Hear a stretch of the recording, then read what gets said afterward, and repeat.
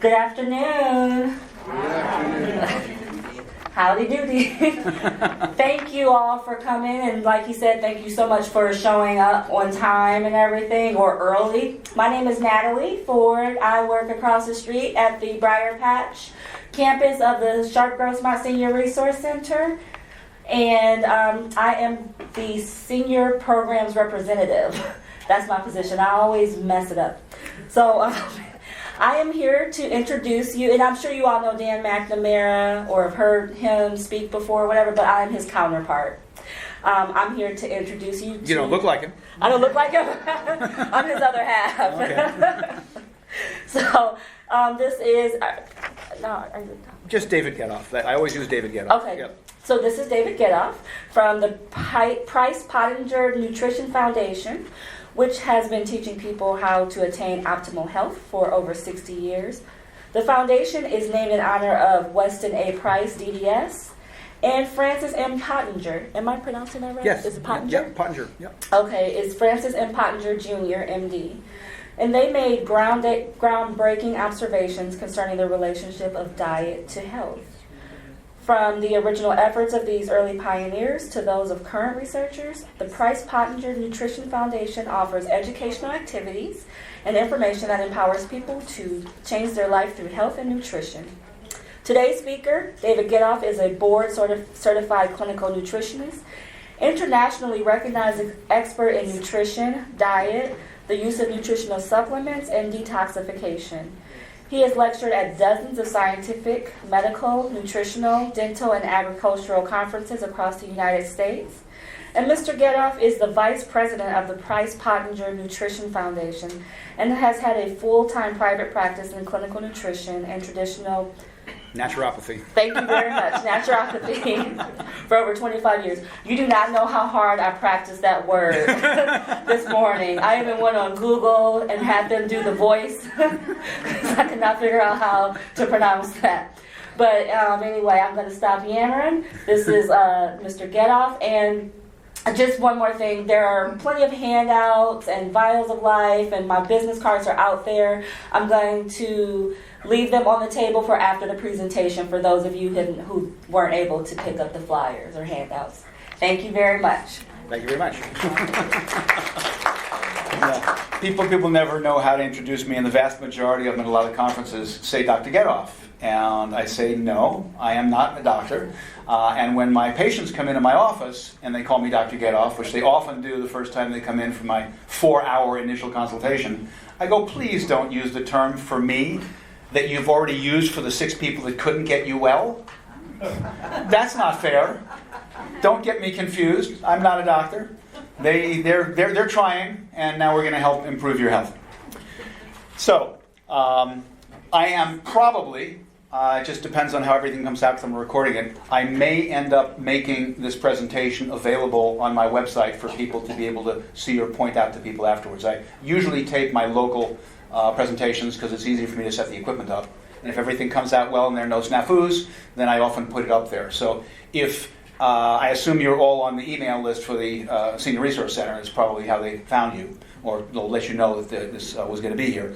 I will let them know if that happens, so you'll know and how to find it on my website. We'll see what happens with that. All right, that's my webpage. The easiest way to get there is just davidgetoff.com. People are always telling me, is your webpage down? No. Well, I put in davidgetoff.com and I didn't get there. And I go, well, my guess is you don't know how to spell Getoff. You probably didn't get through nursery school. Because they all can spell David correctly. Nobody has a problem with that. But nobody can believe that a name would be just Getoff. I mean, there must be 2 T's or 1 F or an H in the middle. And so they spell it wrong and tell me my website's down. My website's not down. It's just davidgetoff.com. It'll automatically redirect you to the actual site, which is Naturopath for You.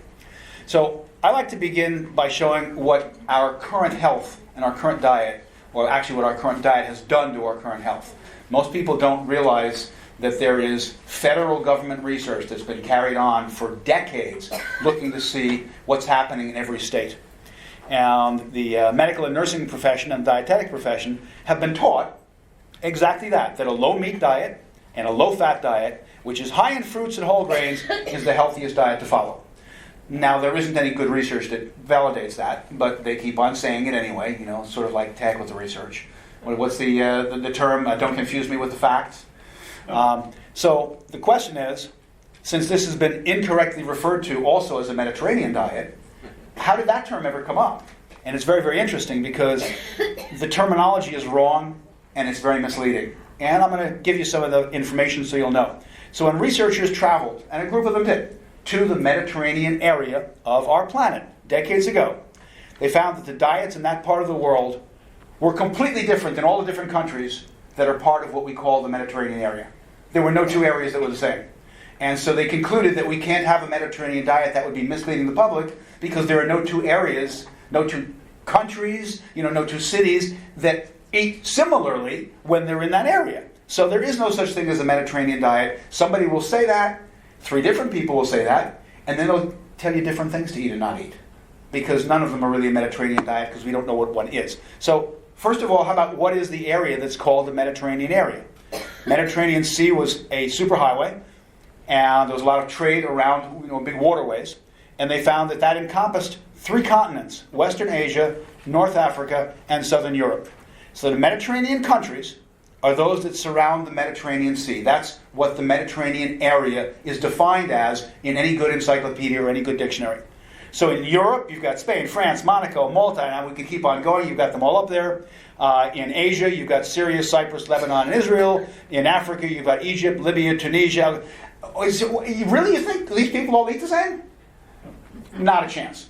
So anytime somebody says the Mediterranean diet is healthy, if you want to, I'm not trying to get you to get into arguments with your friends and family, but you can say, actually, there is no such thing as the Mediterranean diet. Do you know how many countries the Mediterranean area encompasses that don't eat similar to one another?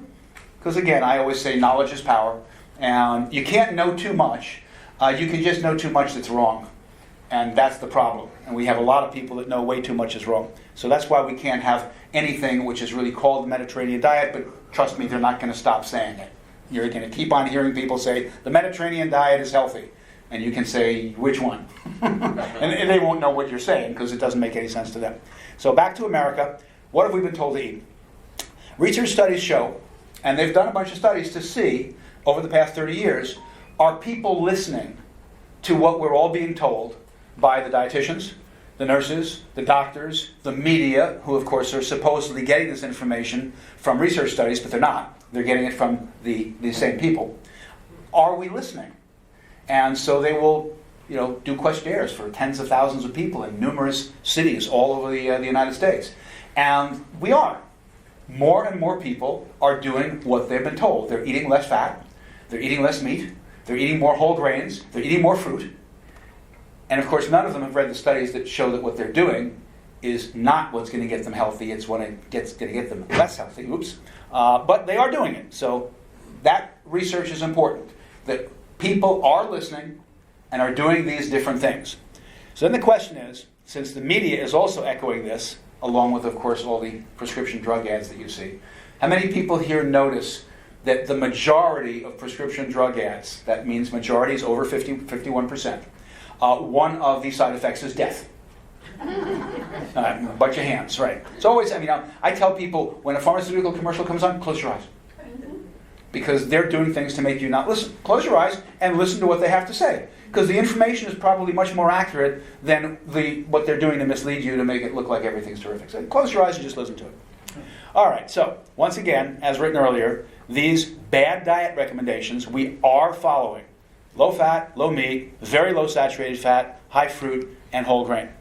So I am very, very happy. The first time I saw this was maybe 20 years ago at a medical conference. One of the doctors at a holistic medical conference showed about 15 or 20 slides, and I'm going to show you the whole set, from our U.S. government Centers for Disease Control, showing how the way we have changed our diet to eat less meat, less fat, more whole grains, more fruit, what it's doing to us. And I said, where did that come from?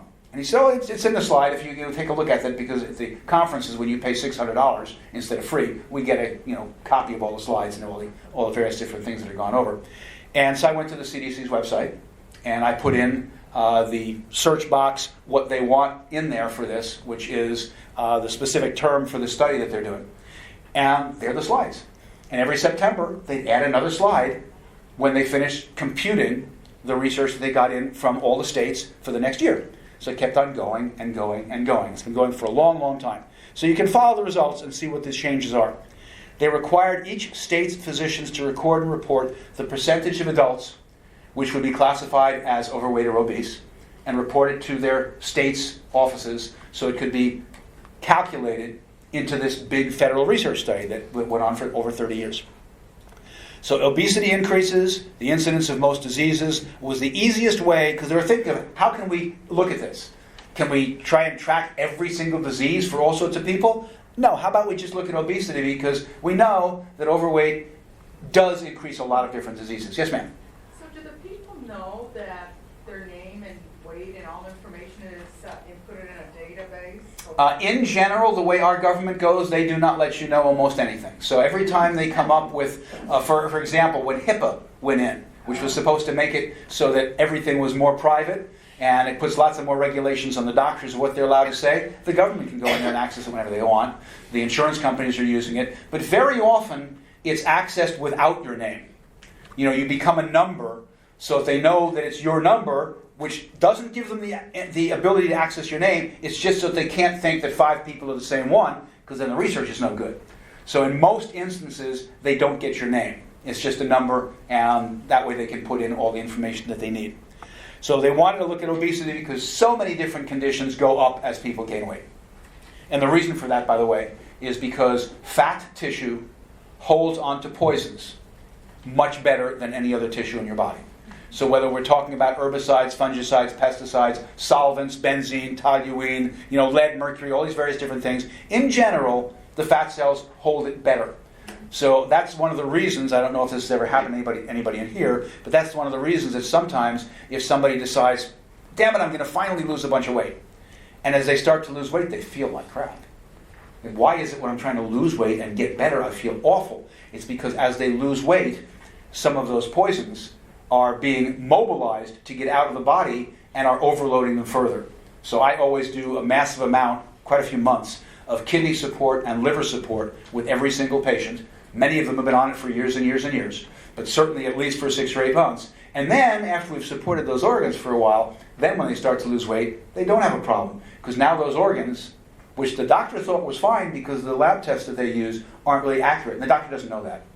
It's to their benefit, they were taught that's the way to look at kidney and liver function. They don't realize that those numbers don't go out of line until those organs are like over 60% not doing their job correctly.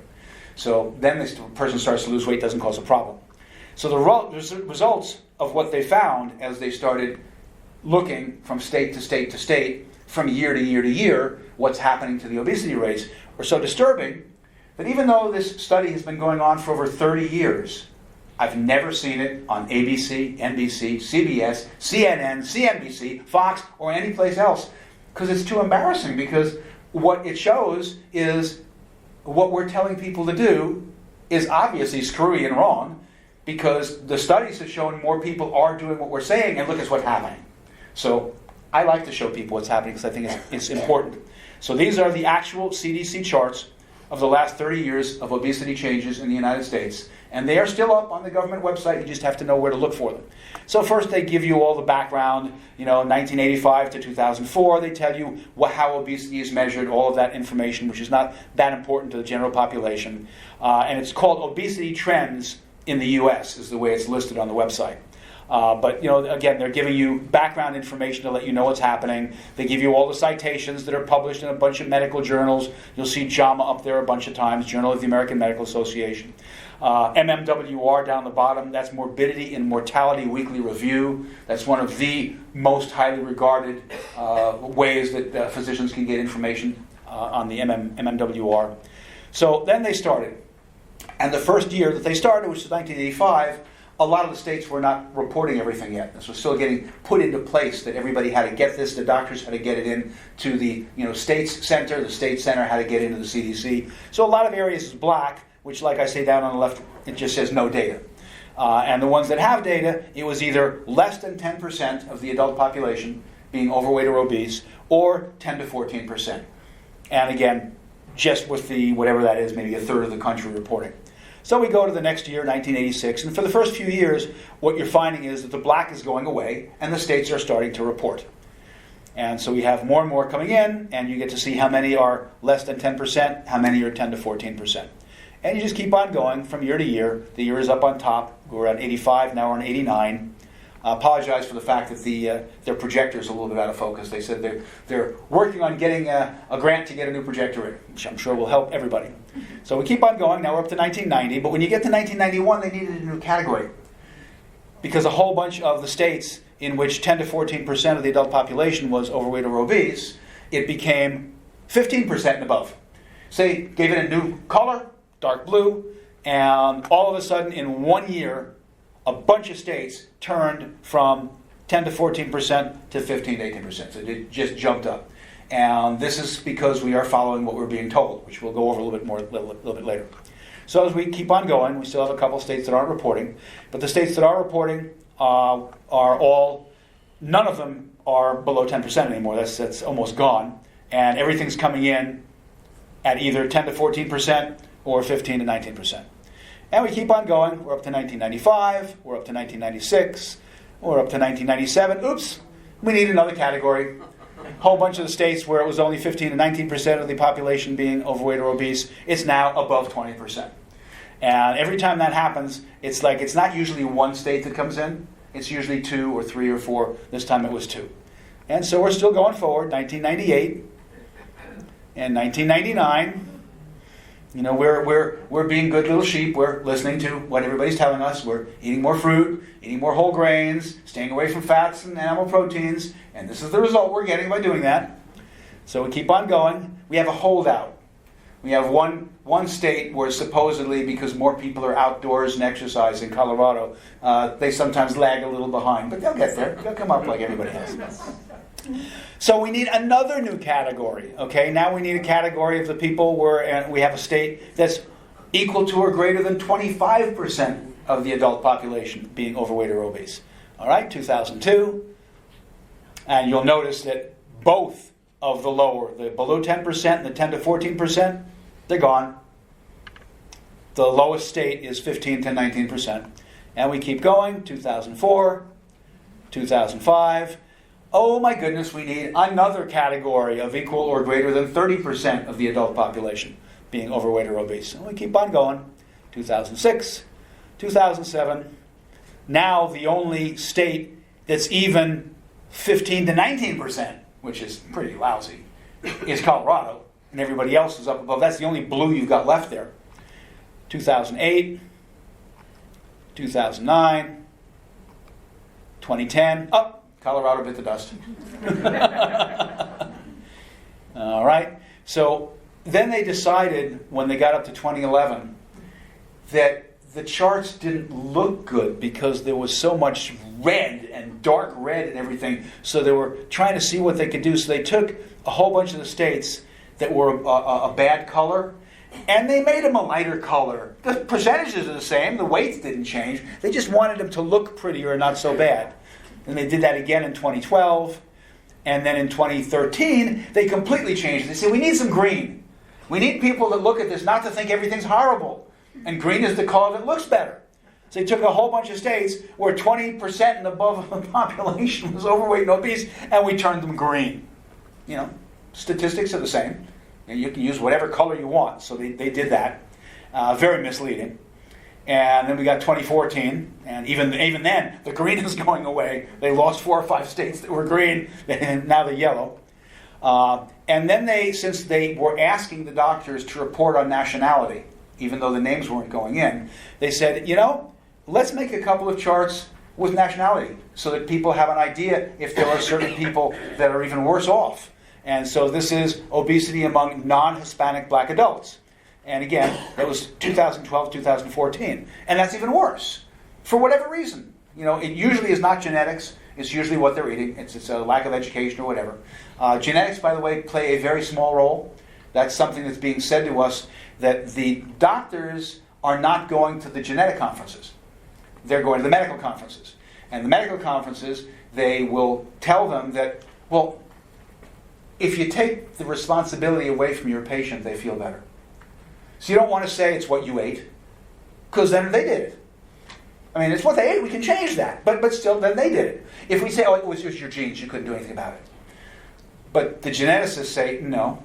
The geneticists say that your genes are between 5 and 10% of what is going to happen to you as far as what you're going to look like and what diseases you may get as you get older. With a very small percentage, it goes all the way up to 12%. Everything else is diet and lifestyle. And the most important part, and when somebody explained this, it was Bruce Lipton, who's the expert in the field of epigenetics. That's that we can turn our genes on and off with more sunshine, with some exercise, with a better food for that meal.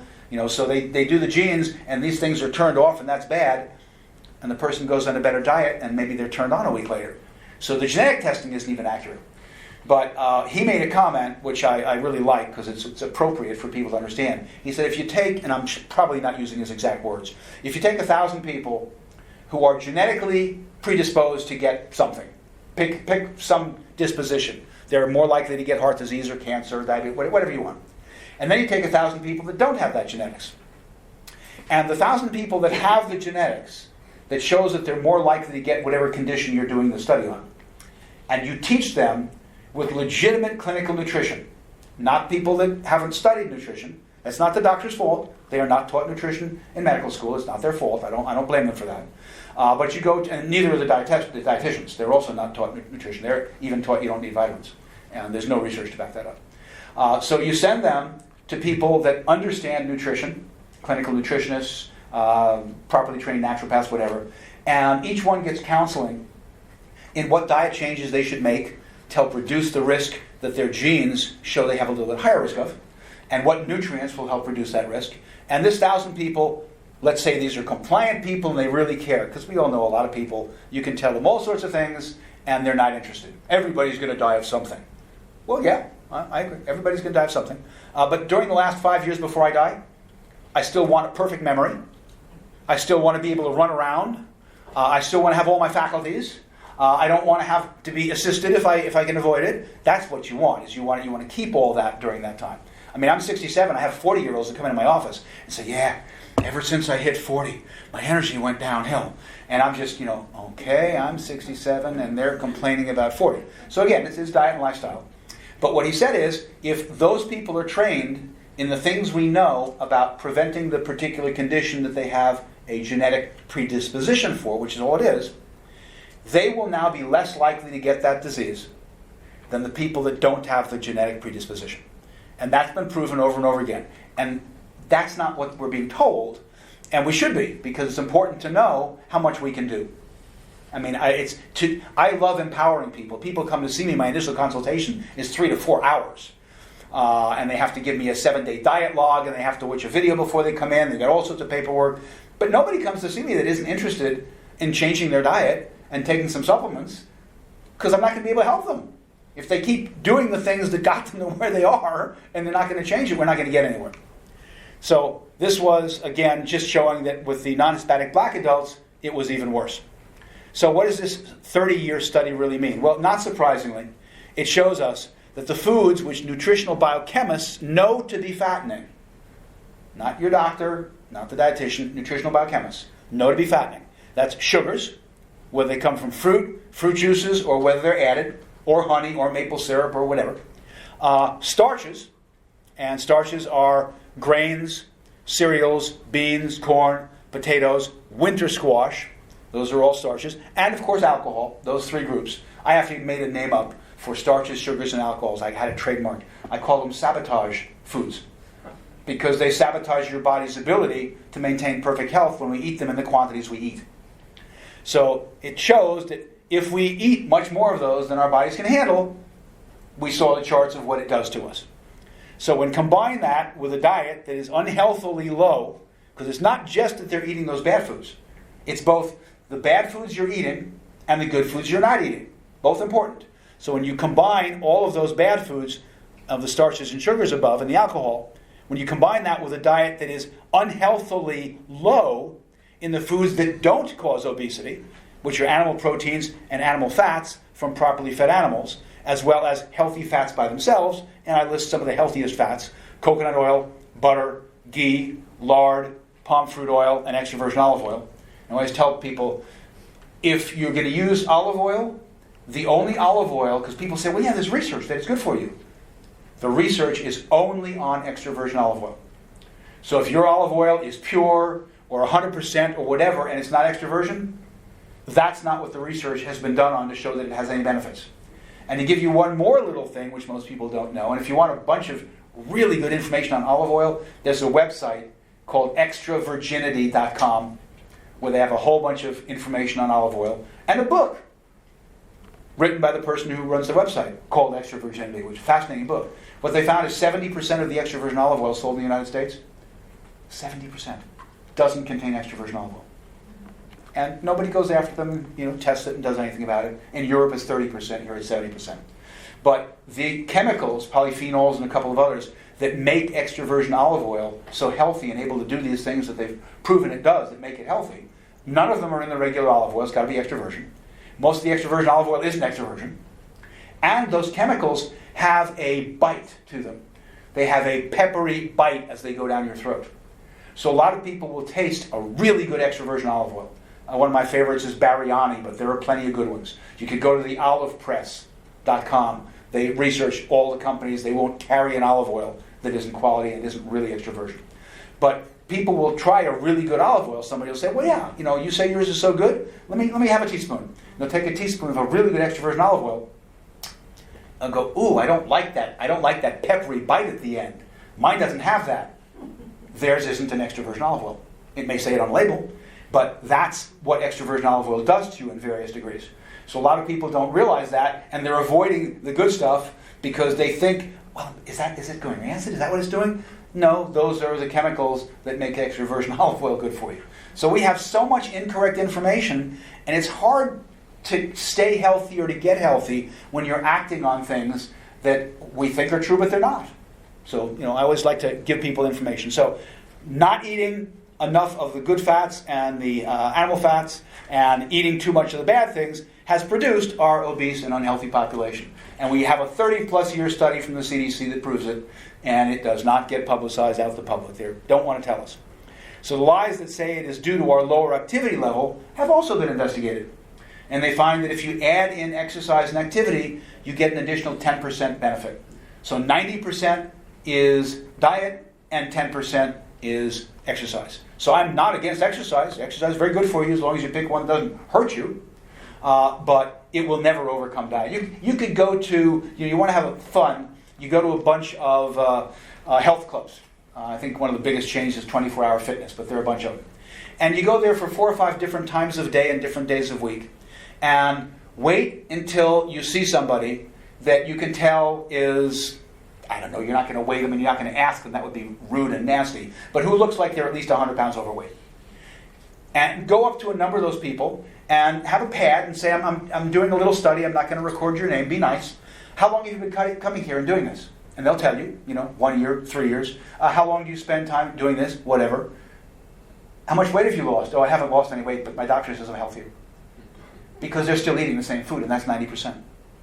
So diet is the thing that does it. Anybody ever wants to try a super healthy diet? If you go to my website, up in the resources, up on the right, there's a drop-down menu, and it says Healthy Diet Challenge. Because I challenge people for 60 days to eat a really healthy diet.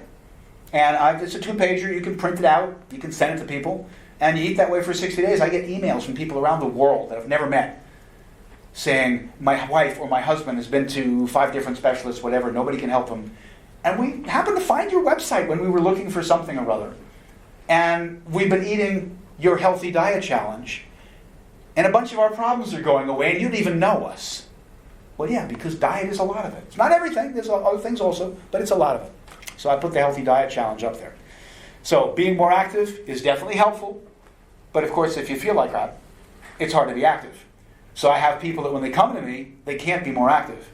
But after 3 or 4 months worth of eating much better, taking a couple of supplements, and feeling better, now they can add in a little bit of exercise, which is great. All right, so let's examine the historical diets of the healthy traditional populations that Weston Price saw and lived with for a long time each, not just for a day or two, as he traveled around the world, and see what the differences are between those and between what we're doing today. And I'm not going to go over specific foods, just the ideas of the differences that make it really easy to remember. So we think that we're educated and advanced, not primitive. Because the word that's usually used for a lot of those populations is, well, those were the primitives. And it's interesting because it doesn't matter which primitive society you study. You will find that their skulls, faces, and jaws are wider than ours. And some people will even take a look at a photograph, on maybe the National Geographic Channel or in National Geographic, and they'll see this, big wide face. And they'll say, yeah, it's one of the primitives. I wonder what country that's from. So we're saying that without necessarily realizing it, but we're sort of saying that as a put down. They're a primitive. But what was discovered by both Price and Pottinger discovered it with cats, is as you eat foods you shouldn't be eating that your body doesn't really like over multiple generations, one of the many things that happens is your skull starts getting smaller. So how many people here know that we're born with what are called, I don't know where the term ever came from, wisdom teeth? Okay? Everybody knows that? So I don't get into how we came here. Not interested. You can be whatever religion or non-religion, or I don't care. Maybe aliens planted us on this planet. Doesn't make any difference. The point is, if you go back in time, everybody had these wide heads. So my question is, why would we have been given teeth that don't fit into our skull? Whether it was through evolution, or whether it was through God, or whether it was through whatever, why would we have developed in such a way that 2 upper rear molars and 2 lower rear molars don't fit? And many people's heads have to be extracted. Well, the answer is, that's not what happened. The answer is, there was plenty of room for all of them. All of the tribes that he studied all had their wisdom teeth, didn't know there was such a term as wisdom teeth. Hell, they didn't know there was such a term as a dentist. And they all had perfect teeth. Just about perfect. Very, very, very few cavities. And so, as we do more and more, our skulls get narrower. We can no longer fit everything. And one person ends up having to have their wisdom teeth removed. Somebody else has to have a whole bunch of orthodontia.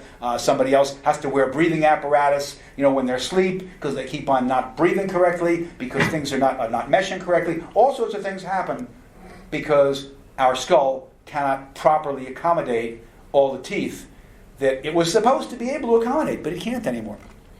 So they're not really primitive, we just use that word. So primitive people that were studied were healthier and hardier than most of us are today. So it's a funny word. They kept all their teeth into old age. They were still hunting and carrying wild game back on their backs to feed their villages and their families at ages that today nobody could pick up that animal and throw it on their shoulder and walk it back to their village. So yeah, we call them primitive, and that's sort of incorrect. They had no dentists or doctors, but they had exceptional health. And their food was far more natural than ours is. And I want to mention that we are in the United States. If we were in Europe, it would be different. In the United States, the word natural has no legislated meaning. Therefore, there is no food in the health food store or in the regular store. None. Zero. I hope this changes. That they can't put the word natural on. So anytime you see the word natural on a food, make believe you didn't see it. Because it has no meaning. It can have a bunch of pesticides in it. It can be genetically modified stuff. Those are all allowed to be called natural. There is no legislation in the United States, as yet, on the word natural. So simply dismiss the fact that the package says that, because it has no meaning. Most people don't realize that. All right, so nothing came out of a box or a can or a package with any of the tribes anywhere in the world, obviously. They didn't have any of those things. Nothing came out of a refrigerator or a freezer. They didn't have electricity. Everything was fresh, and it was either just picked or just caught or just trapped or just usually they are traipsing after these animals to kill, to bring back good things to their family. We raised them, feeding them things those animals would never eat in nature, and then we raise unhealthy animals, we eat those. They're all getting the animals eating what they were supposed to be eating. Nothing was hybridized. They were all what we now call heirloom. Well, there was no word back there. People didn't use heirloom. For us, I know that term. I've known that term since I was a kid. I'm 67 now, because an heirloom is like your great-grandfather's pocket watch that was passed on to you. It's a family heirloom. Now we use the word heirloom also for the old varieties of vegetables or fruit or chickens or beef the old varieties that haven't been hybridized to make them do something that the original ones didn't, which usually with vegetables and fruit is to make them produce more, to make them more resistant to all of the different things that want to eat them other than us, and in many cases to make them ship better and keep longer. Never are they trying to do this to make them more nutritious. And all of those things make them less nutritious. Because if they're going to keep longer, well, why do things go bad? They go bad because bacteria and fungi attack them. Well, if you make it less nutritious, they don't attack them as fast. So they're not something that they want, and yet they're selling to us. And of course, if it can ship better and not get damaged, and sometimes they just ship them when they're not ripe to do that. But all of those things are what hybridization does. And then you go another 3 or 4 steps above that and they do genetic modification, which in Europe has to be on the package. But here they voted it down. We don't want to know if our food has been genetically modified. Yeah, we do. Some of us do, and it should be allowed to be there. I keep on hoping they change that law. So nothing was genetically modified, GMO. No animals were fed foods that they would never normally eat, because all the animals that they were hunting were wild. Wild animals eat what they know they're supposed to eat. We're not feeding them. It's only when we put pigs and sheep and beef and other different cattle and chickens and ducks and anything else, when we feed it, we never feed it what nature would have fed it, because it doesn't get fat fast enough that way. We want to feed it very fattening food that it would never eat by itself. So we feed it soybeans, we feed it rice, we feed it corn. We feed it the starches that got us all fat in those 30 years of slides. We feed them that to get them fat faster, because the faster they get the animal fat, the faster they can sell it to us, and the less expensive it costs. And they're all trying to make everything really, really cheap, because there aren't enough people that know that the cheap food may be much, much less healthy for you, and to try and get the better stuff. All right. No animals were kept indoors. They were all outside, getting fresh air, fresh water, and being what they're supposed to be. No birds were bred to no longer be able to fly and to have so much breast meat, which is our chickens today, that they can't run, they can't fly, and they don't care, because breast meat, we have been told, I don't know where this ever came from because it's not true, but we've been told that the breast meat is healthier. Actually, the dark meat is healthier. It's got more fats in it and it's good for you, assuming the animal is eating correctly. But, white meat sells better. We think white is, white rice and white sugar and white meat and white everything. Everybody thinks that that's better for some reason. I don't know why. And so that's what they're breeding the chickens to be able to do. So let's take a look and see, what did science actually do to our chickens? So this is from one of the agricultural journals. And this was chicks the day they were hatched, and then at 28 days, and then at, I think that's 96 days. But what we're looking at on the left is before they did any hybridizing of any of the chickens. And that's what they used to be. That's what they used to look like. But they wanted to hybridize them so they could gain much more weight, much faster, have much more white meat, much less dark meat. Dark meat is muscle. So they can no longer run, they can no longer fly. That's not a healthy bird. Can't run and fly. Birds are supposed to be able to do that. What do? Well, they're what feeds us. Now, I don't. I buy heirloom chickens, but that's like, you have to go to Whole Foods and say which of your chickens are heirloom. And usually they have one variety that's heirloom. But that's what's happened to chickens. And so if you take a look at some of the really depressing videos online, which I show in my 10-week course, but not here, of how they are raising chickens. And you take a look at them all, laying in their own poop, and you got all sorts of problems because they are not even able, if you fed them perfectly, to be healthy because of what they've done to the genetics of the chicken. So cage-free is cute. We have a number of different varieties of chicken that none of the tribes ate. They ate wild birds when they could find them. But a lot of people will buy cage-free chickens or cage-free eggs. That's cage-free. You're looking at cage-free. Cage-free is up to 30,000 chickens cramped into a barn. If you have only 1 or 2 chickens in a small cage, that's a caged chicken. If you have them in a barn, sorry, barns are not called cages. So that's cage-free. So you get eggs that say cage-free on them, that's where they came from. If you go up one step higher to what's called free range, then they have to have some kind of a hole that they can get out to be able to go outside if they want to. But the food's inside, and the water's inside, and in many areas the better temperature is inside. So a lot of them, when you get the eggs that say free range eggs, a lot of them have never been outside. Those are the federal designations for the Department of Agriculture. Cage-free, free range. The one that's the healthiest is not a federal designation. They fought it. They don't want it to be on there. They don't want it to be available. But the ranches are allowed to say it. And that's when the box says either pastured or pasture-raised.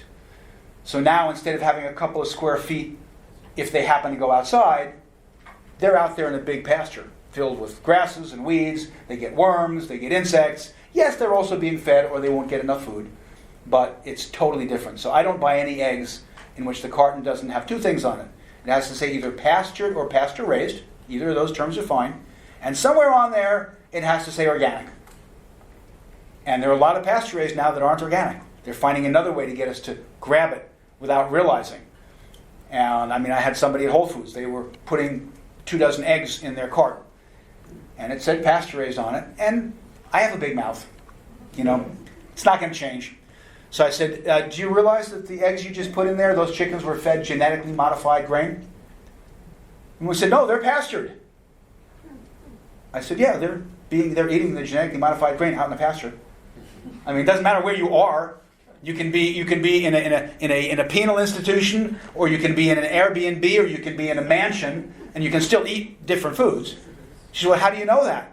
I said, well, in this particular case, I called the company up. And I said, nowhere on that box does it say either organic or non-GMO certified.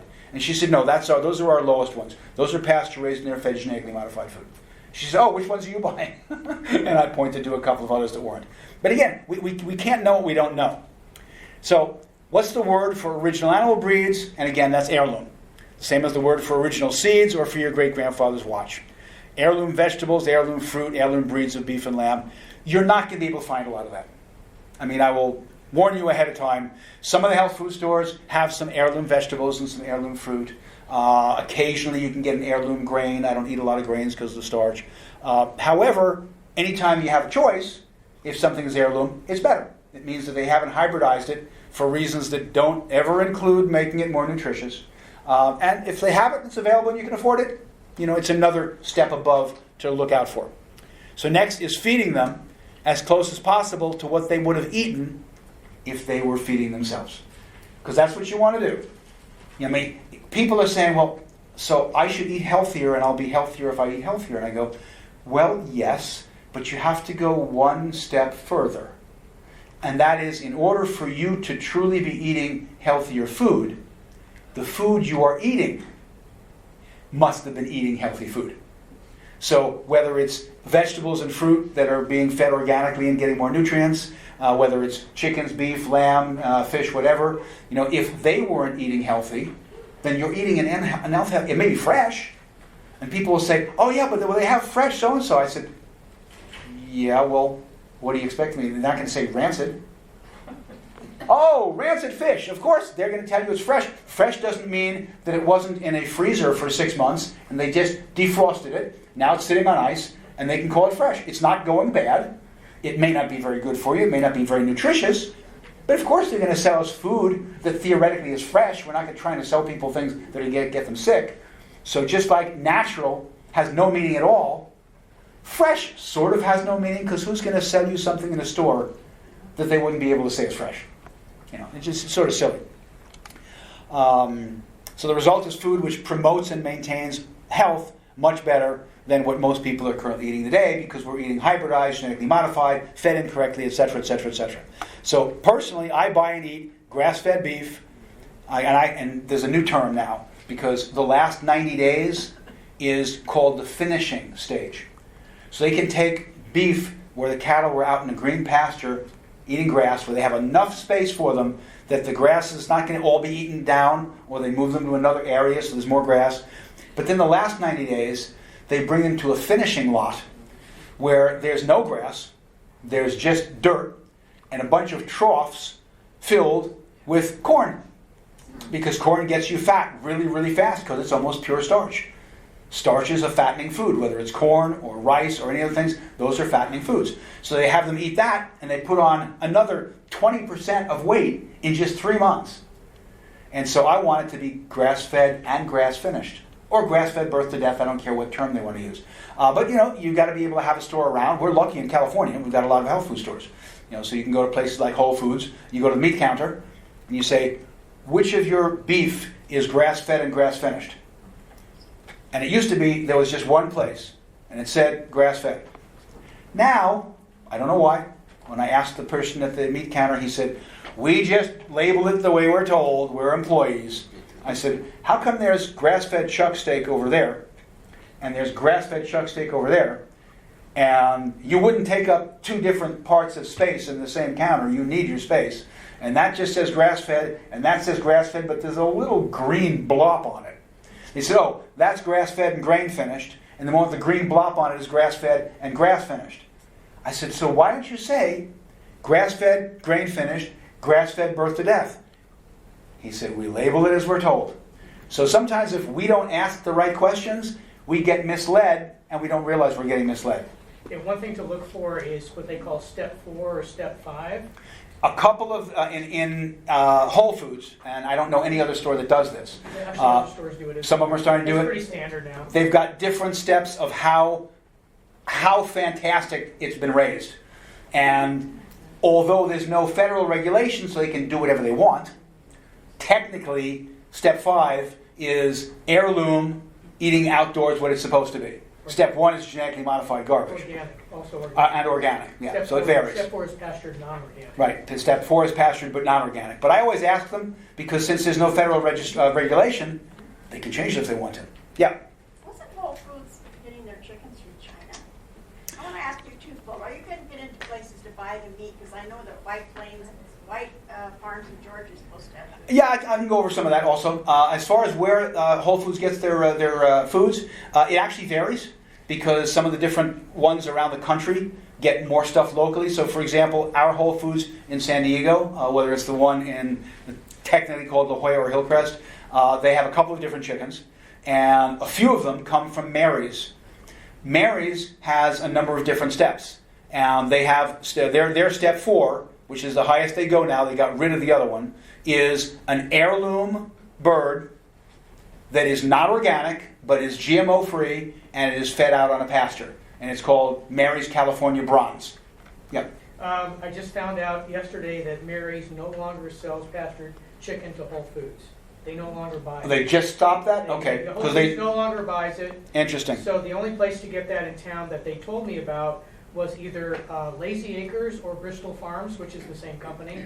Iowa Meat Farms has been ordering in Mary's, and they usually ordered in the special heirloom for me. So a lot of them you can call in advance, and even with Lazy Acres and Bristol Farms, you should probably call in advance to either order it or see if they have it. Yeah, you never know what gets changed. Stuff changes all the time. Yeah, Absolutely all the time. No more pastured chicken. Okay, I will check that out with Mary's because I know the owner. Yeah. Lazy Acres, what was the other? How do we get these Lazy Acres? Where are they at? They're all over. There's one on Washington. Yeah, easiest way is have somebody get on a computer and put in Lazy Acres San Diego, Right. and you'll get What was their the other one? Bristol Farms and Genesee and Costa Verde shopping. and Iowa Meat Farms. I think is still carrying some of the Marys, but again, the question is which level you have to ask.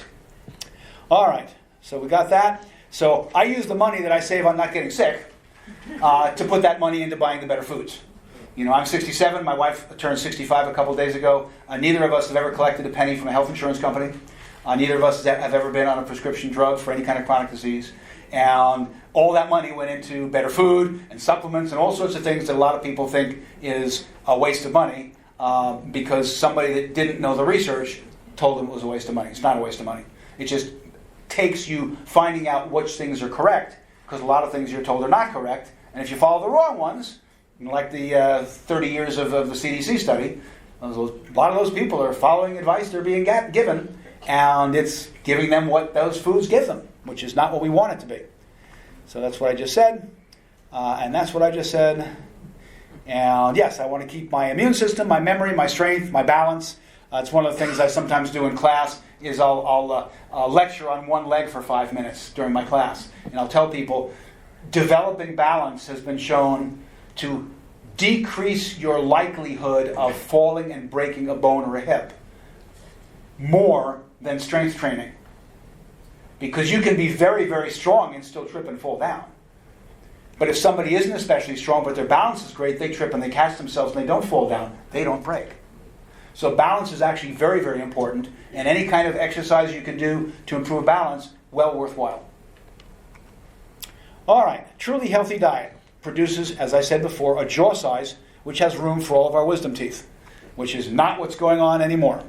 So here are some pictures that Weston Price took as he was traveling around the globe.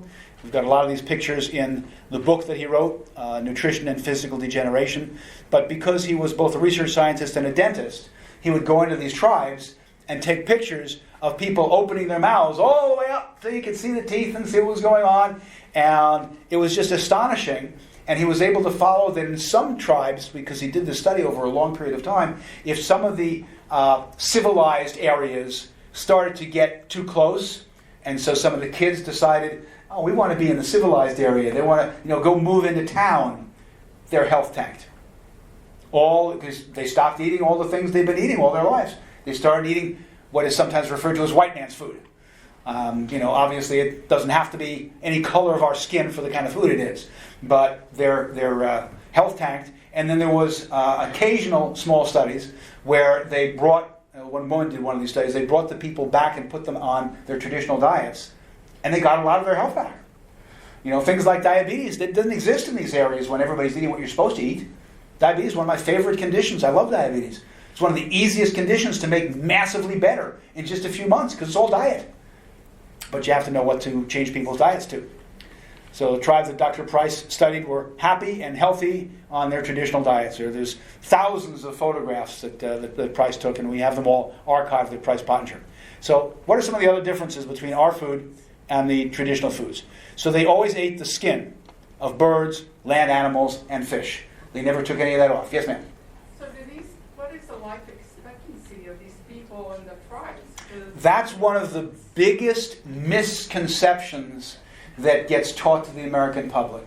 I actually show a big slide in my 10-week course on that. We've been told that if you go back even just to like 1890 or 1910 or 1920, the average life expectancy was about 40 years. And now we're living into our 70s. How can you say the food is so much worse? Well, the word average is one of the best ways to mislead everybody listening to you about what you just told them. Because average means every single person or animal, if it's an animal, gets taken into account. That means if you go to a time, 1890, 1910, 1920, when we didn't know a lot about cleanliness, we didn't know a lot about stopping bleeding. Nobody knew that you put direct pressure on a wound until it stops, or if you need stitches, we can call 911. We had lots of times in a lot of areas where the garbage dump was in the middle of town because that was the most convenient place to put it. Well, but then you have all the health vectors of rats and everything going around spreading disease. So lots and lots and lots of people, children, died anywhere between a couple hours after birth and when they were 5, 6, 7 years old. All of those, unless it's stillborn, if they're born alive, all of those get added into the average. And so when you do that, you find out, oh my God, we only lived an average of 40 years. But if you look at the actual statistics, where you take a look and somebody born, let's say in 1890, and I'll remember these figures as best I can from the slide I show every semester. They're born in 1890. When they're born, they have a life expectancy of, let's say, 42. Somebody born in 2010 or 2015, because that's what it went up to, has a life expectancy maybe of 74. Okay, that's what we've been told. Now they go to at age 10. So at age 10, the person that was born in, let's say, 2015, has now lived 10 years of his or her life. So now instead of a life expectancy of another 75 years, they've got a life expectancy of another 65 years, because 10 of them is used up. But in 1890, the person that lived until their 10th birthday, now instead of their life expectancy going down from 40 to 30 because they've used up 10, now it goes up to 55. Because a whole bunch of the causes of death of young people have gone away. They live to be 25, and now their life expectancy is to live to be 68. By the time they're 30, their life expectancy is within a couple of years of ours. So it misleads by the way they're doing the research.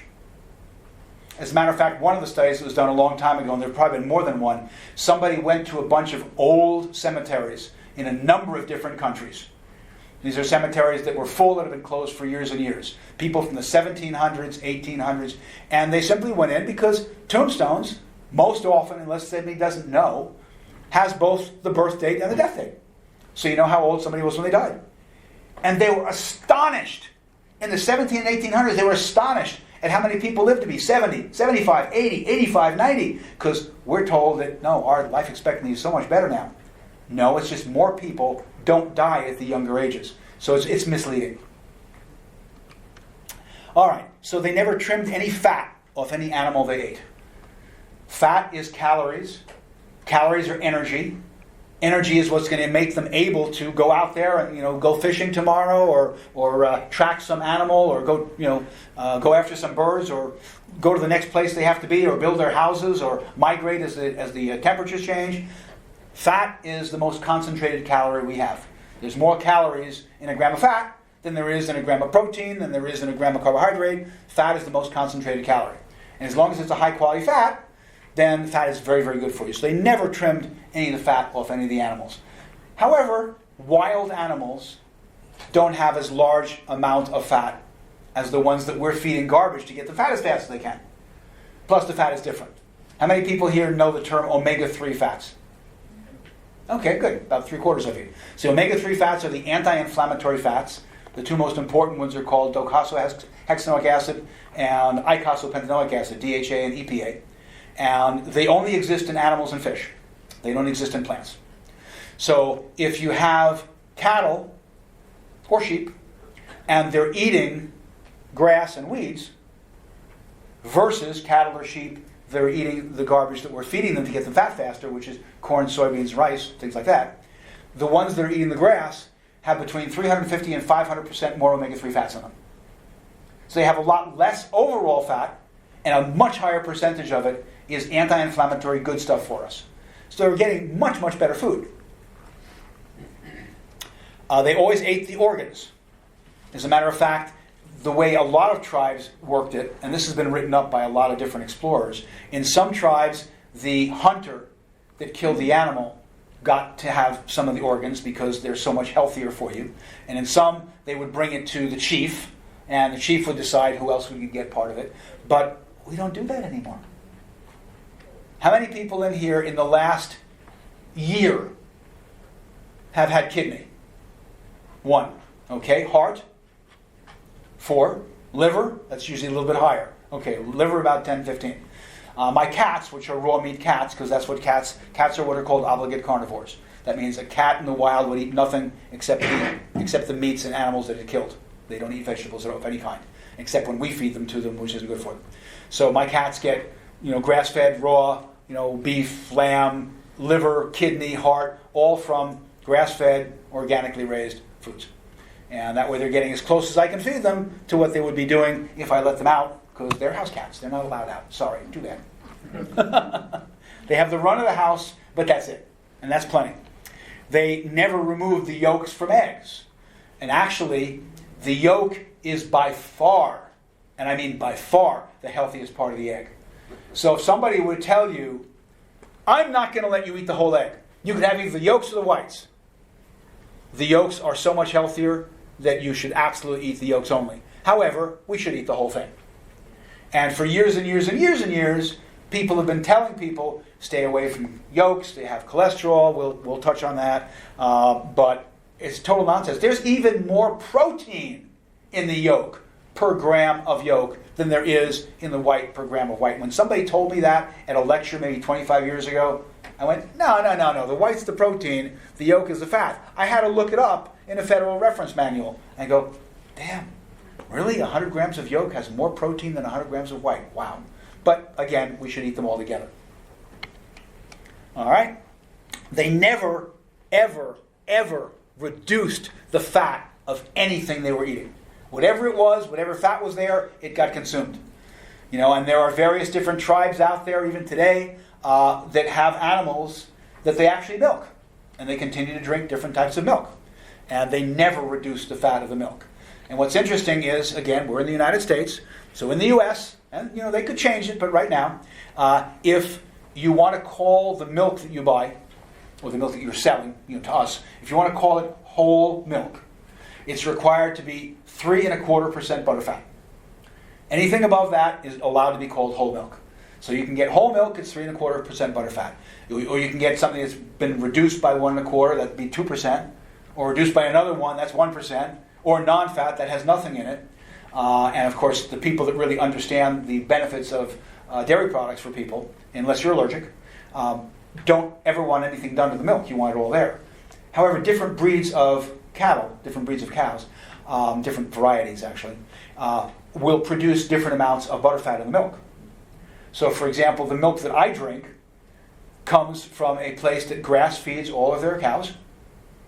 And because they don't remove some of the butterfat to bring it down to 3.25%, so that it can still be called whole, but they have all that extra that they can use to make more money, to sell, to make butter, to make it half and half, to make heavy cream. No, they leave it exactly as it comes out of the cow.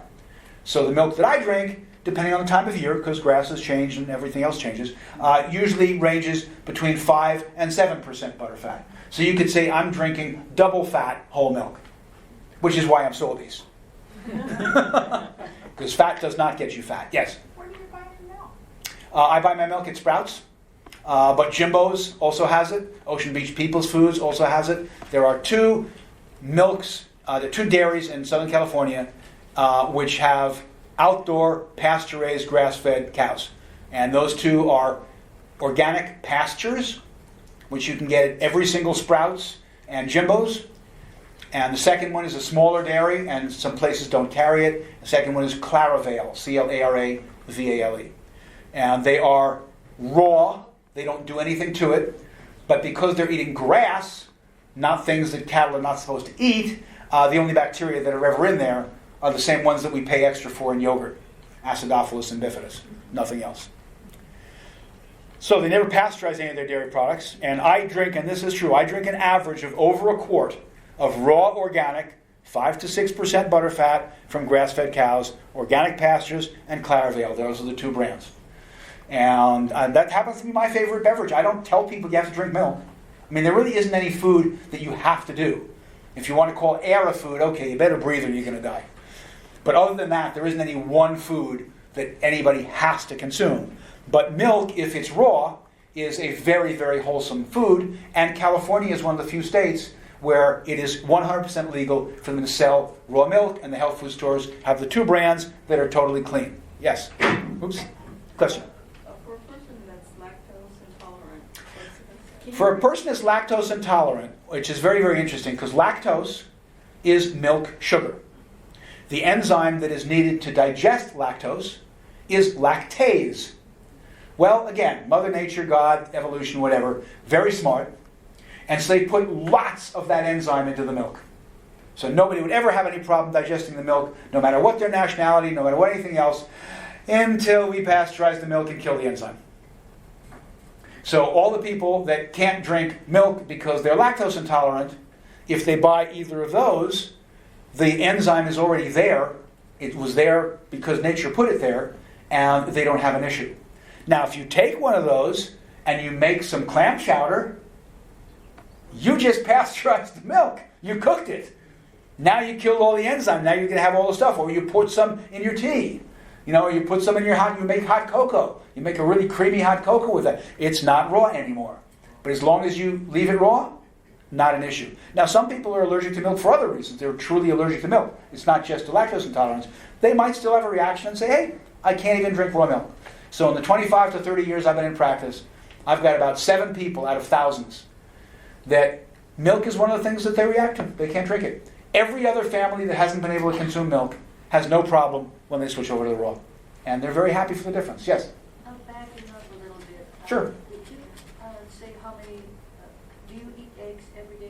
Do I eat eggs every day? Yes. I eat an average of 3 to 5 eggs every day.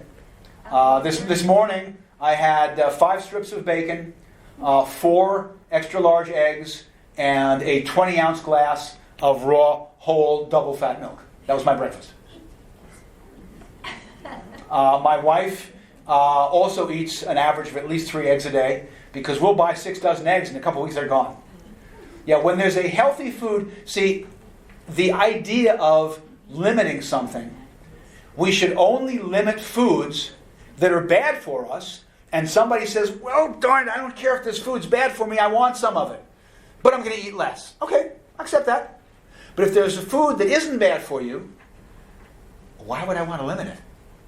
So, I mean, I had a patient that came in to see me, and he came in because his cholesterol was about 380, and the doctor wanted to put him on a drug. And he said, I don't want to take a drug.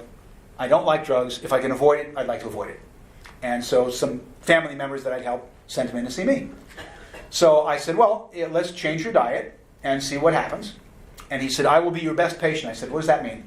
He said, I will eat exactly what you tell me to eat, and I won't eat exactly what you tell me not to eat. I said, you don't have to be that strict. He said, no. I want to see how much of a difference I can show the doctor in the 6 weeks that we're going to do this before he redraws my blood. So I go over all these different things that I go over with people in my office. And I said, he said, eggs. I said, as many as you want. I just want them to be pastured and organic. He said, don't tell me I can eat as many eggs as I want. He said, I've been eating 1 egg a day for the last couple of years. And then the doctor said, maybe you should try cutting that out. You tell me I can eat as many eggs as I want, I'm liable to eat 6 or 8 eggs a day. I said, fine, eat 6 or 8 eggs a day. So he eats all of this stuff and cuts out the starch, gets rid of all the things that I said get rid of. He stops his beer. He wasn't drinking wine, it was just beer. Stops that until alcohol's gone. Stops eating any winter squash, because the winter squash are the ones that are high in starch. Stops eating grains. Stops eating potatoes. Stops eating corn. Brings in all the non-starchy vegetables. Brings in broccoli and cauliflower and asparagus and lettuce and all those different things, and melts butter over them. But it was butter from grass-fed cows, which in San Diego you can either get at the health food store or you buy the one called Kerrygold at almost any store. That's from grass-fed cows. He's doing all these different things. He's frying his eggs in coconut oil, and he gets his next blood test done. And he comes in to see me the week after. He says, my cardiologist didn't know what to do with me, because she's looking at these 2 tests from a couple months ago and from now. And she said, I've never seen laboratory values move in the healthy direction this fast in my life. Would you please tell me what this guy has been telling you to eat? And he said, well, I cut out all the whole grains. I cut out all the bread. I cut out the pasta. I don't have my beer anymore. I'm eating 8 to 10 eggs a day with the yolks. I'm cooking them in coconut oil. I'm eating broccoli, cauliflower, asparagus, and I'm pouring butter over it. And he said, she held her hand up. And she said, you're doing everything wrong. But for some reason, it seems to work on you. I mean, this came down 20 points. His triglycerides went from 600 to 180 in 6 weeks. She said, so I guess for you it works. What she should have done is call me up, or anybody else that knows. I'm not the only person that has this information. And say, teach me what you are doing. I want to try it with a handful of other patients and see if this person was just some weird anomaly, or if this really is true and I've been taught wrong. That just doesn't get done. It's just too bad. But yeah, I do not limit eggs at all. Yes?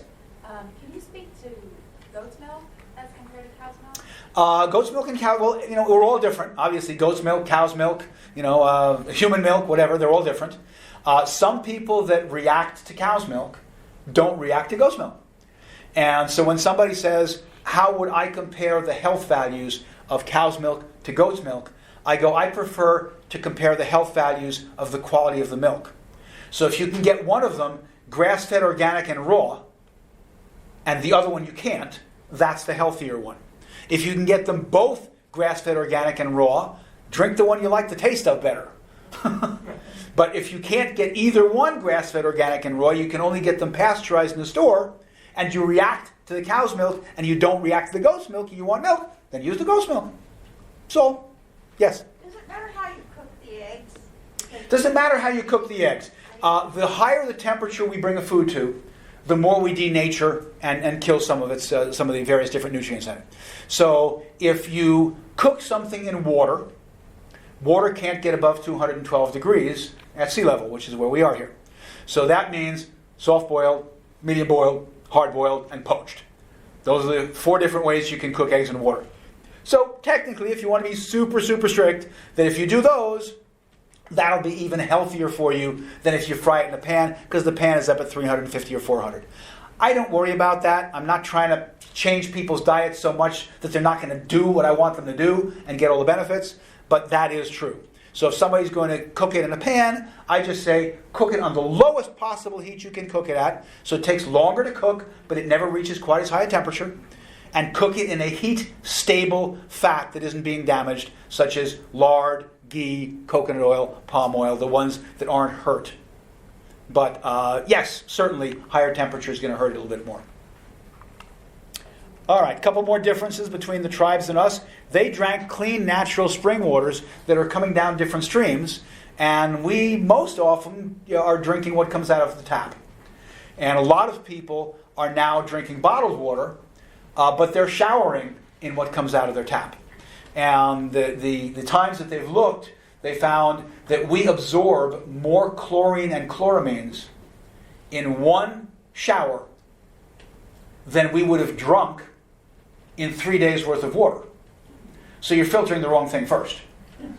So if you want to make your water healthier, start with your bathing water. Or of course, if you're lucky enough to own your own house or condo where it's yours, then you can put a whole house filter on it and pull out the chlorine, the chloramines of everything. If you're interested in water, go to my website, just put water up there, and I've got a couple videos. I've got a 5-page document that I wrote on water that I presented at a conference in San Diego. There's a lot of information on water. Yes? I also have the whole house, but I also have that special canister that takes care of the fluoride. Okay. Almost all of the special canisters that take care of fluoride are doing nothing. And the companies that are selling them don't know that. So, I'm not going to be, just like I'm not mad at the doctor for what he or she doesn't know, I'm not mad at that person. So what I did is I heard a couple people saying, those fluoride filters don't work. And somebody else saying, yes, they do. And so I called up one of the big instrument companies and I said, how much is it going to cost me to get an accurate fluoride meter? And they said, we got a pretty good one for $350. I said, okay, sold. Ship it to me.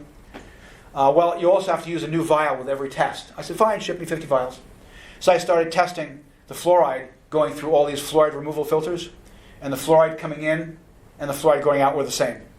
So almost every one I tested was not removing any fluoride at all. So, I don't know about yours. I have no idea. But if it's made, if the substance is what's called activated alumina, which is what they're using, it does not remove the type of fluoride that we have in our water. So, there are things, a lot of that information is in the 5 pages that I have on my site. We'll give you a whole bunch more information. All right. So their water, of course, didn't contain chlorine. Didn't contain chloramines, which we now have, which is even more damaging than chlorine. And most of the municipalities around the United States have switched over to chloramine because it's much stronger at its ability to kill things that they don't want us to, get infected with. But it's also harder to take out and worse for us. So I want a filter that takes out chlorine and chloramines. So the ones that I use and carry and refer to people do. Fluoride is worse for drinking and not as bad for showering in, because chloramine and chlorines get into your skin very well from the shower. Fluoride doesn't absorb as well through your skin, but it does when you drink it. So there's all sorts of various different things that we can do that reduce it a little bit, but most of the fluoride filters out there do nothing. They didn't have residues of pesticides and herbicides in their water because nobody was spraying anything around them. Hadn't been invented yet. There were no pesticides and herbicides. Lead, mercury, and arsenic from the commercial wastes that are going into our water table. There weren't any commercial industrial plants around them. Residues of pharmaceutical drugs that they can now find in the drinking water in many, many cities. No, they weren't getting any of that stuff. And then all the other contaminants. Flint, Michigan had all that stuff in the news about the amount of lead in the water. What didn't get released in most of the news reports was when they tested a whole bunch of other cities, there were a number of cities that had higher lead levels than Flint. So, if you want to know what's in your water, there are companies you can spend a couple $100, I've done it, send your water in and find out all the things that are in your water. Yes, ma'am? How about using water softeners? Water softeners are toxic. Water softeners, in my view, should be outlawed. The water softener is taking a one mineral out of your water, calcium, because it makes mineral deposits, and it's putting in salt, which is so bad for you that they then have to sell you a reverse osmosis unit to take that out so it doesn't hurt you when you're drinking it. The first thing I did in every house that I bought that had a water softener was hit the bypass switch until the plumber came and removed the water softener. So there are a lot of different things that you can do to make water healthier, and I go over all of them in my article on my website. Softening, I would never do. Yeah, do not like water softeners at all. So I'm not going to cover prescription drugs here. I'm not going to cover any. However, none of the tribes took prescription drugs. None of the tribes took non-prescription drugs. None of the tribes had ever been vaccinated with anything, and they were in way better health than we are. So those things are not necessary if you don't have the illnesses that somebody is then going to prescribe something for. You know, people ask you, you're going to take this, and people will often say something to me when I ask them why they're on the 3 drugs that they listed in my intake form. They said, because the doctor put me on them. And what I say is, because again, I'm not mad at the doctors, they're doing their job. They're fine. They're doing what they're told. They're doing what they're taught. I just want people to rephrase their English language. So I say, if you're going to work with me, you need to say that differently from now on. You need to see the reason that I'm on these drugs is because when the doctor gave me the permission slip that enabled me to buy them, I took the permission slip to the pharmacy, filled it, and put myself on those drugs. So I just want people to understand that if you're not in jail, you make the decision. I'm not saying stop any drug.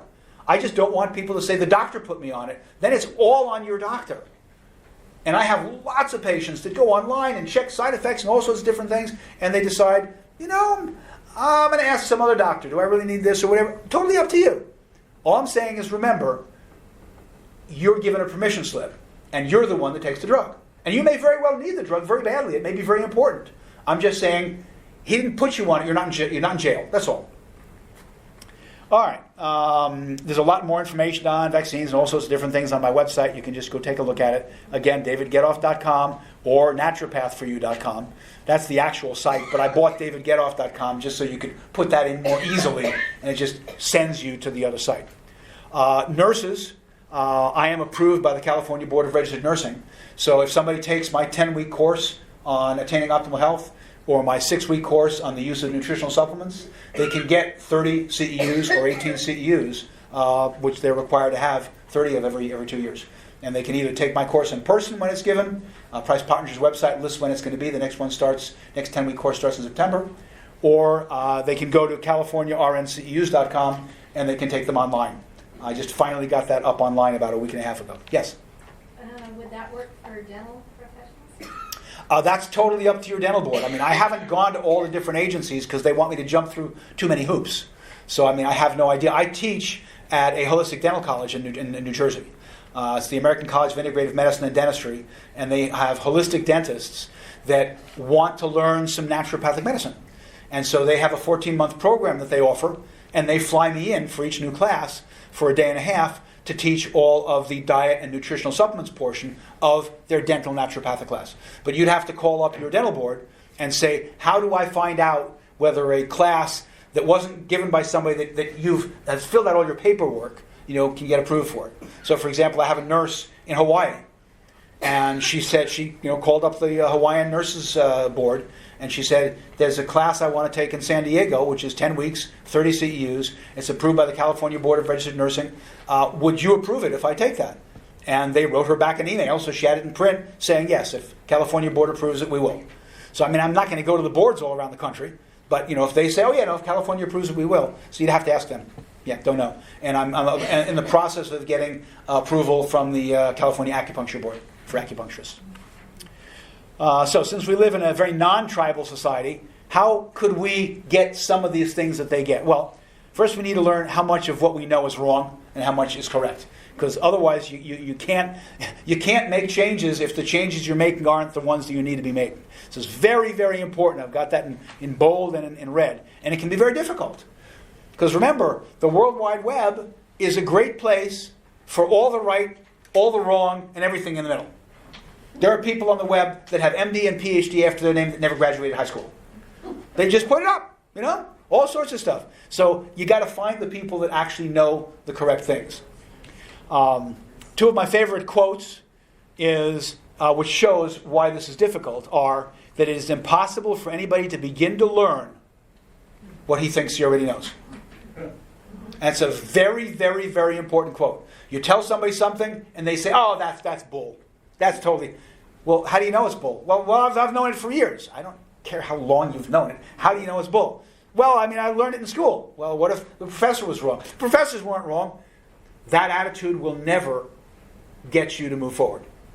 The attitude that gets you to move forward is, there's a lot of stuff that science finds out every year that we've been teaching in our colleges wrong, and they have to change the textbooks. Every couple of years, the biology textbooks change, the psychology textbooks change, the chemistry textbooks change, the physics textbooks change, and when you ask the professors, why'd you change the textbook? That was a great book. It was easy. I like the way the person wrote it. They made it easier for the students to learn. Yeah, there are too many things in there that have been disproven. And yet, we have people that go, "Oh, no, what I was taught in school, that's the way." Wait a minute, hold it. How do you know it's still right? So, if you think you know something, and you're not willing to have a conversation with somebody that says, "Let me give you a couple of videos by a couple of world experts, PhDs, research scientists, MDs, whatever, to listen to or to watch. And I just want you to hear what they have to say. And then, call me up and give me some comments." If the person says, "I'm not going to bother with that, I already know what's true." Okay, if that's the way you want to believe, you're not going to be in the 1% that I want to be in. I want to be in the group that knows things way before everybody else. If you had any idea how many times during any given 4 or 5 year period that I get a phone call, and somebody will call me up, and it might be a patient that I haven't even seen in 10 years, 15 years. I've been in practice for almost 30. And they go, "Did you see what was just released in the New York Times the other day?" I said, "I don't read the Times." "They just discovered something that you taught us in class 15 years ago." I get that all the time. And obviously they didn't just discover it. I didn't discover it. I was taught it by some of the researchers. It never got to the public. I want to be in the 1% that knows things way before most people do. So second quote, which is just as good, "What gets us in trouble is not what we don't know. It's what we know for sure, but we're wrong." So both of those quotes are really very, very similar to one another. The second quote is listed all over the web as Mark Twain. But because I'm such a nut about accuracy, because that's what keeps me good at what I do, before I put that on my website, I called up the Mark Twain Institute. And I said, "I want to check a quote that everybody says is Mark Twain's quote." And of course, Mark Twain wasn't even a real person, but whatever. Still. They sent me to the librarian, and I told him what the quote was, and he laughed. I said, "That's already not a good sign." "Why are you laughing?" He said, "Everybody thinks that was a Mark Twain quote, Samuel Clemens Mark Twain quote." He said, "No, that's not a Mark Twain quote." He said, Mark Twain never used contractions. So just the fact that the word ain't is in there, automatically it's not a Mark Twain quote. But so many people have called that a Mark Twain quote that we went looking for it through a whole bunch of different quotation areas, and the closest we could come was somebody named Josh Billings who said something similar to that.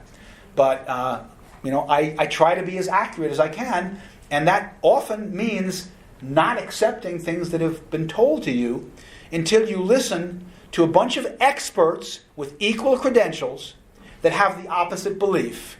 And after you've listened to experts on both sides of an issue, I don't care what the issue is, pick an issue, doesn't matter. You want experts, not your neighbor. You want equally credentialed experts on both sides of an issue. And after you've heard both of their reasons for why they think they're right and the other person's wrong, now you make your own choice. But you have to get experts on both sides, and people don't. They just believe what they were told. So, I have an area on my website specifically devoted to helping you to learn the things that most people don't look into if you're interested. And I decided to name it In Search of Unknown Facts. Because these are all things that, from what I've seen, are factual, true science, and that the majority of the public is on the wrong side because they were told things that are not true. So you can go to In Search of Unknown Facts, and you can take a look at all that information, and I give you a bunch of experts on the side that I believe, So you can listen to or watch or read or whatever and decide which side you want to be on, because I don't care. I just want you to have the other side. So it's a good place to begin your search. Another is by reading some books. So I decided to put a bunch of books up here. And you can go to my website, and again, there's a reading list on my website.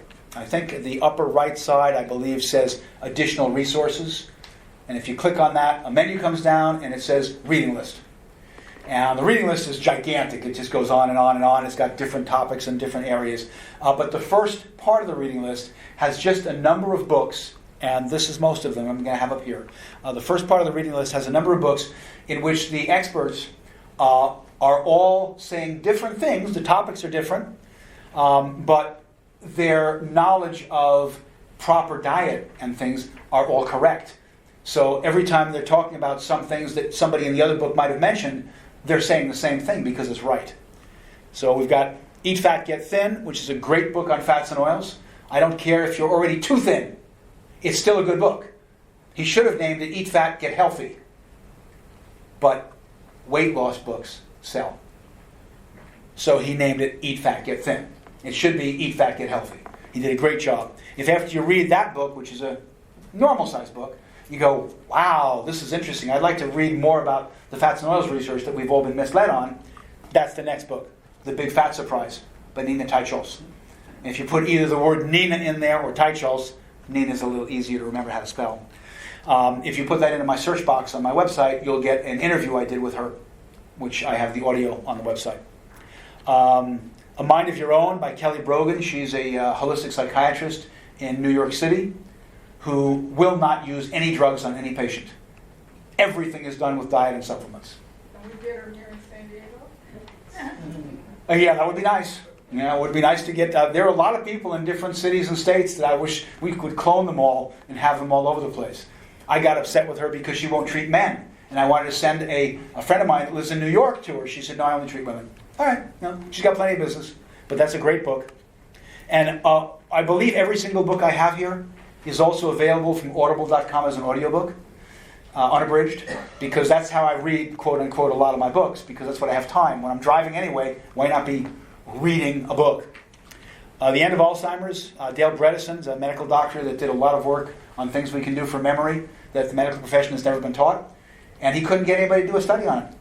They said, yeah, but you're saying you want us to study whether if people take these 12 or 13 or 14 different supplements, whether it's going to greatly help their memory? That's not research. You do one product. You do one supplement. He said, you don't understand. That's drug research. These are nutrients. He said, if any of these are missing and the person is low in them, they won't get the benefit. We have to use all of them. They said, oh, no, that's not research. He couldn't get anybody to fund the research. So he just started treating people instead, since none of the things are harmful. He's getting all sorts of nice reversals, similar to the things that I get, because he's using the same kinds of things that I've been using with people with memory for decades. But he's an MD. So I'm glad that we got some that open their mind and take a look. That's good. And that's helpful. Another great one, Diagnosis Mercury by Dr. Hightower. She started doing a whole bunch of research on the damaging effects of mercury, coming from your tuna fish, coming from your silver fillings in your mouth, all sorts of different things. And she couldn't get any of the U.S. government agencies to do their job. So she wrote a book on it. Great book, Diagnosis Mercury. The paleocardiologist, Jack Wolfson's an acquaintance of mine. We were both lecturing at the same conference once year. That's how I met him. And I grabbed a copy of his book. He did a very good job. He's a cardiologist that doesn't use drugs. He uses diet and supplements. And because the diet is somewhat a paleo-type diet, he entitled his book The Paleocardiologist. Incurable Me, that's sort of a last book. It's a fascinating book. It's all the different things that can be caused by stuff that your doctor didn't realize it could be caused by. And so you've got an incurable condition. And he's finding how these incurable conditions might very well be curable if you know what really caused them. So there's a lot of good books out there with all sorts of different things. Misguided Medicine by Colin Champ. So you notice these are by physicians, with the exception of Nina Teicholz, who's an investigative journalist. Everybody else on there is a state licensed physician with full medical authority to do surgery, to prescribe drugs, and they found a better way. So it's a lot of really very good information. Abundant Health in a Toxic World is my book. People were screaming at me, why don't you write a book? Somebody finally beat me enough that I finally wrote a book. It came out a bunch of months ago, and it's on Amazon. All right, so 3 excellent references for what our DNA and our history prove is healthy. 2 of them are movies, 1 of them is a book. So, In Search of the Perfect Human Diet is a beautiful documentary. I think it's available on Netflix and a bunch of other places, or you can buy the DVD by C.J. Hunt. He's currently working on In Search of the Perfect Human Diet #2, which he's hoping to have out in the middle of next year. I actually got the email telling me about that 2 days ago. But that's a great book. He travels around the world interviewing the different world experts as to how do we know what we used to eat thousands of years ago when we didn't have all these conditions. And it's fascinating. And you get to see my ugly face on there because he came down to Price Pottinger and he wanted an expert from us, so I'm one of the people he interviews. Did you say a book or movie? No, that's a movie. No, that's a movie. Second one is a book, The Vegetarian Myth by Leah Keith. And again, if you put her name into my search box on my website, I interviewed her, and the interview is on my website. So that's a book. Also available as an audiobook. And then the last one is also a movie. I don't like the title. The title makes it sound like it's sort of a garbagey thing, but they did a good job, called We Love Paleo. So those are just some things. And, you know, you take a look at some of the stuff, and then when you're having an argument with somebody, which doesn't work, by the way, you can't argue somebody into knowing what you know. It doesn't work. What you have to do, and I say this in my classes, and people have said, you know, that works on a lot of people. The argument doesn't. That works on a lot of people. And that is, you find something that teaches the exact opposite of what your friend knows or your neighbor knows or whatever, and you've looked at a bunch of different things, you go, you know, I believe this. I think this is correct and what I knew before was wrong. So what you do is you tell your friend or neighbor or parent or grandparent or whatever, would you do me a favor? It's going to take you, and let's say it's a movie that's 90 minutes. It's going to take you an hour and a half, and I don't care when you do it. You can do it tomorrow, you can do it next week, you can do it next month, but I'd really appreciate if you do this. It will take you an hour and a half, but it won't cost you a penny, because either it's on Netflix or you're going to lend them the DVD. Well, what is it you want me to do? No, I'm not going to tell you. I want to know if there's something that will take you an hour and a half and will not cost you a penny, and I don't care if you do it in a hurry. Would you do it for me as a favor? An hour and a half is not going to cost me. Can I do it at home? Yes, you can do it at home. All right, fine, I'll do it. Good. I'm going to lend you a movie. I want you to watch it from beginning to end and give me your opinion of what you think of what you learned from the movie. What's it about? I'm not going to tell you. You'll get it when you watch the movie. And so that usually will get some, all right, fine, I'll go ahead and do that. And they watch it. Now they're listening to all the scientists and the researchers that are talking about the stuff that you had learned that they thought was not true. And that works. Because when people get their minds open, they are often willing to go, wow, you got some more experts or a book or something on that topic? Now you've opened their mind up. And I just send them to my In Search of Unknown Facts area. But that works, arguing doesn't. So the United States Department of Agriculture, rather large, well-known institution in the United States, every couple of years they publish a scientific advisory report. And it's called the Scientific Report of the Dietary Guidelines Advisory Committee. This was the one from 2015, a few years ago. So they publish this report. This report usually varies from about 100 to 500 or 600 pages. I forget the number of pages this particular one has. I have it on my computer. And if what they say, even if it's totally backed by science, is not what you want to hear according to some group, then it doesn't get publicized. So they can do a whole bunch of research, they can determine something, but because either the pharmaceutical companies or somebody doesn't want you to know that, they exert their power on the media. A lot of people don't realize that. So let's say you're the ABC network affiliate in San Diego, and a new study comes out that says something that shows that, let's make something up, that some herb works as well as a drug without any side effects. And it gets published, and it's a well-done research study. And they find out about it, and the company that makes the drug, that the herb works as well as without side effects, calls them up, They call up the ABC, and they say, we understand that this new study just came out, and we understand that because it's important, you have to mention it. So you have to choose the news broadcast that you know has your lowest listenership. So maybe that's the 2 o'clock news in the middle of the day when everybody's at work. And you can mention it then. But if you mention it in the 6 o'clock news, 10 o'clock news, or 11 o'clock news, we will reduce our advertising budget for drugs with your ABC network next year by $30 million. Now, technically, that sort of sounds like a bribe. But it's not illegal because they're not forced to advertise on your network. If they say, we don't like your network because you put things up about herbs, we're going to pull $30 million worth of that. So it doesn't get reported on. So people don't realize that. So I never heard this.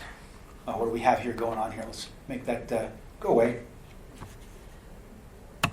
Goodbye. So this came out, and I was actually editing a presentation for somebody who had taken the information from this couple 100-page report and made it into a slide for her presentation.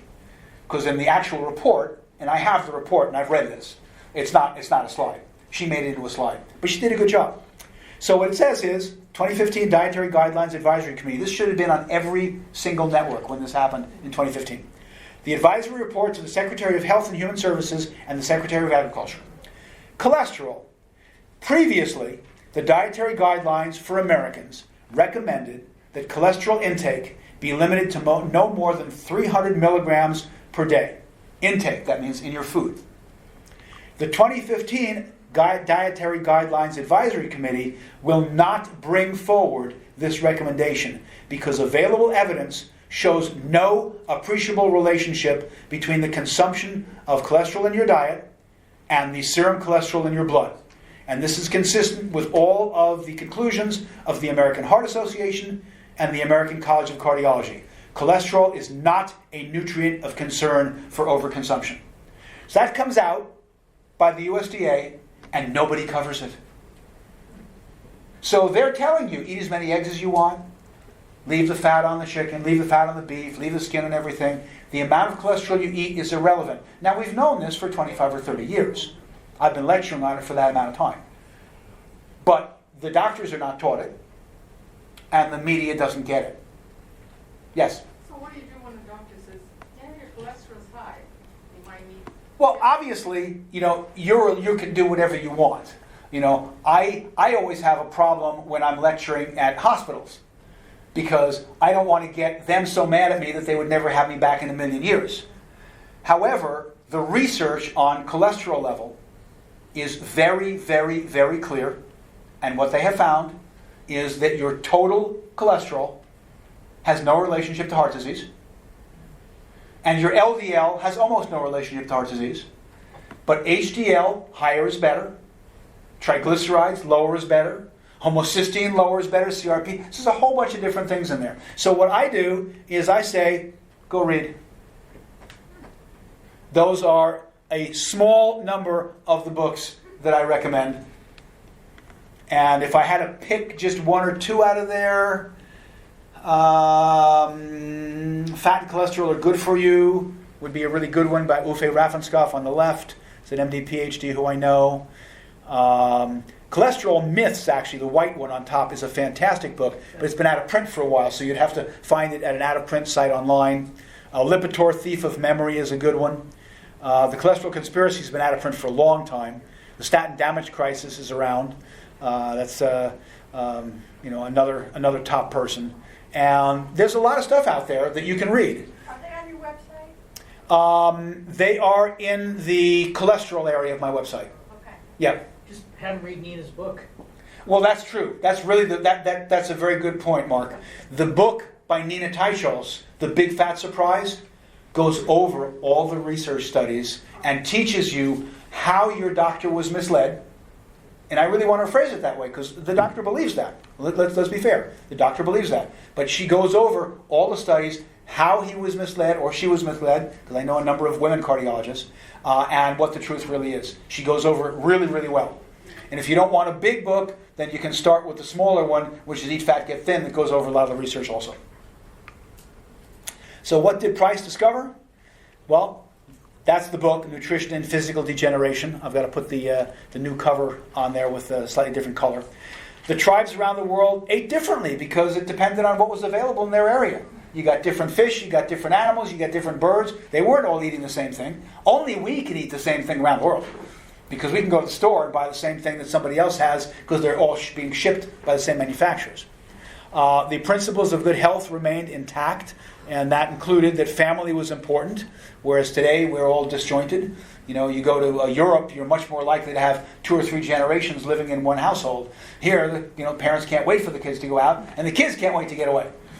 But, family is actually important, and people that have a close extended family often have much better health. Food was never from a box, can, package, or flown in or trucked in. We went over that earlier. Foods were never from hybridized, genetically modified sources, and no chemical sprays of any kind were ever used. If you go to my website and you put in GMO, one of the things that will come up in that area is an MP3 from Jeffrey Smith, who is one of our 3 or 4 world experts on genetically modified foods, and you can learn a whole bunch about why you want to avoid GMOs. So what did Pottinger discover? That cats fed on their species-specific, which in other words what that species is supposed to eat by itself, diet, remained healthy from generation to generation to generation. And I make a note there in blue, multi-generational research is very important. So when somebody tells you that this research study showed XYZ, I want to know how long did that study go on.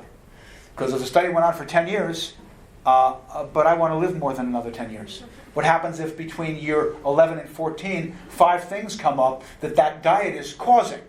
So multi-generational research, where Price was studying people that have been eating the same way for thousands of years, and we're still in perfect health, we know what they're doing is good. Any short-term study, we don't know. Maybe, maybe not. Yes? You haven't mentioned nourishing traditions. I haven't mentioned nourishing traditions because she has a lot of starch in there. Sally Fallon used to work with us, and she left us. She took our mailing list and a bunch of things she wasn't entitled to. She started her own website, and most people think that she's the Price Pottinger Foundation. Her foundation is now, I think, 18 years old, maybe 19. We're 67. Everything she learned came from us. And her book has some good things in it and some bad things in it, and I just don't like to promote her book because of the bad things. But there's a lot of good recipes in Nourishing Traditions. Weston Price's discovery. Yep, she goes over a lot of them. But one of the people that helped her write that book, that she got a huge amount of the information from, Marion Patricia Connolly, who was then our executive director, as soon as she left our foundation and started her own, she threw out the books and had them reprinted without her name on it. So I don't have a love for her, but she has a lot of good information in the book Nourishing Traditions. I have to admit that. Yes, absolutely. All right, so what was lost with the improper diets? Perfect fur and skin went away, and we have skin conditions everywhere. Perfect teeth and gums went away. We have those problems everywhere. Perfect skull and skeletal formation all went away. Perfect agility and balance went away. And these were in the cats that he was studying on multiple generations. Level moods and playfulness. We got so many kids on psychiatric medications, and probably the majority of them is because of diet. Now we have another toxic substance, isn't quite the exact word, but which is also hurting emotions all around the country. And that's why a couple of other countries ban it in the schools.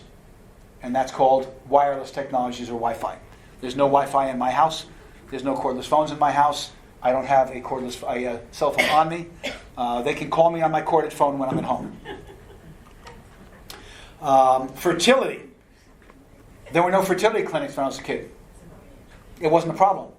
We are now what some people call into the 2nd or 3rd generation of Pottinger cat study, where the cats were all losing fertility because of not being on a perfect diet. I have a fair number, maybe a dozen people that have come to me specifically for that. They wanted to see whether or not I could help them get pregnant. They've been trying for a few years. One couple has not been able to. Every other one now has kids. And that's all diet and lifestyle. So that's the Pottinger Cat book. Pottinger's Cats, A Study in Nutrition. That's one of my girls. We decided to put a picture of a 9th generation raw meat cat on the cover instead of the sketch that was originally on there. So that's Kahlua looking at us. She doesn't know when I pet her when I get home. She doesn't know she's famous. But Pottinger's Cats, A Study in Nutrition, very, very good book, and it goes over a lot of the information. So we're told that Americans lived, as we went over earlier, to be only 40 in the 1900s. Not really true. The word average, as I said, has misled our beliefs. It was due to high infant mortality, indoor plumbing, all sorts of different things that changed that made us able to live longer. And I'm not sure how well the audio works on these things. I never know, but we're going to give it a try. And this is, if it will play, and if it comes out but it's not loud enough, I can probably adjust the volume. Let's see here, there we go. This is from a book where they're talking about prehistory, and they're talking about how the average misleads, having to do with the height of our prehistoric people, but it's the same misleading term. So let's see if this will play. Chapter 14. No. The longevity lie. Short. Strange but true, the average height expectancy of prehistoric humans was about 3 feet, so a 4-foot-tall man was considered a giant. Does that fact alter your image of prehistory? Are you picturing a diminutive race of bonsai people living in mini caves, chasing rabbits into holes, cowering in fear of foxes, being carried off by hawks? Does this cause you to rethink what a challenge a mammoth hunt must have been for our half-pint ancestors? Does it make you feel even luckier to be living today, when our superior diet and sanitation have doubled the average person's height expectancy? Well, don't get carried away. While it is technically true that the average height expectancy of prehistoric men was about 3 feet, it's a misleading sort of truth. Like overconfident declarations about the universality of marriage, poverty, and war, it's the sort of assertion that sows confusion and results in a harvest of misleading data. Take the average height of a full-grown man living in prehistoric times, using skeletal remains as a guide. About 6 feet tall, 72 inches. Then take the average size of a prehistoric infant skeleton, let's say about 20 inches. Then extrapolate from the ratio of infant to adult skeletons at known archaeological burial sites and presume that in general, for every 3 people who lived to adulthood, 7 died as infants. Thus, owing to the high rate of infant mortality, average human height in prehistory was 3 times 72 plus 7 times 20 divided by 10 equals 35.6 inches, roughly 3 feet. Absurd? Yes. Misleading? Yep. Statistically accurate? Well, kinda. So again, same idea. They're just using that for the height of prehistoric humans, where when they find the bones of adult males, they averaged 6 feet. But for everybody that reached adulthood, 6 or 7 kids died in infancy because they didn't know anything about a lot of stuff that we now do. And so when you average that out, the average height was 36 inches, which is as ridiculously wrong as that we only lived to be 40 a long time ago. That was an average. And of course, you can have 2 people. One lives to be 100, and one dies the second day of life. The average of those 2 is 50 years old, even though neither of them lived anywhere near that. So average is a very bad way, or actually a good way, to mislead the people that are listening to you. So what would we need to do to find the quality of food of our healthier ancestors? Well, we need to eat only certified organic food if you can find it in your area and you can afford it. You need to eat food which in turn was eating what it should be eating. So, grass-fed, outdoor, etc., wild-caught fish, pastured heirloom chicken and poultry. You would need to try to not overcook food because, of course, back then they didn't yet know how to make a fire. So everything was eaten raw. So, I'm not expecting all of you or all of my patients or my students to start eating everything raw, but they did because they didn't know how to make a fire. Fire was something that lightning would start and everybody would run so they didn't die. So, they ate their fish raw, they ate their wild game raw, they ate their everything raw. And we're not going to do that, but, if you eat some things that are raw, that are healthy, that aren't going to cause you a problem, good quality raw meat. What we have raw foods that are consumed around the world. Steak tartare is raw. Sashimi is raw. Ceviche is raw. We got a lot of different things that are raw eaten all over the place. But, most people don't. So that's one of the things I like about having raw milk legal in California, because it might be the only raw animal protein that I can get somebody to eat, because it's very, very, very healthy. And if you want to learn a little bit about that, I have an audio on my website called The Science Behind Raw Milk by a biochemist who defends some of the raw milk dairies in court. When some states say, no, raw milk is horrible for you, it shouldn't be allowed to be legal. Wrong, not true at all. All right, never cook, defrost, or warm our food in a microwave. Well, I don't expect everybody here that owns a microwave to throw it out.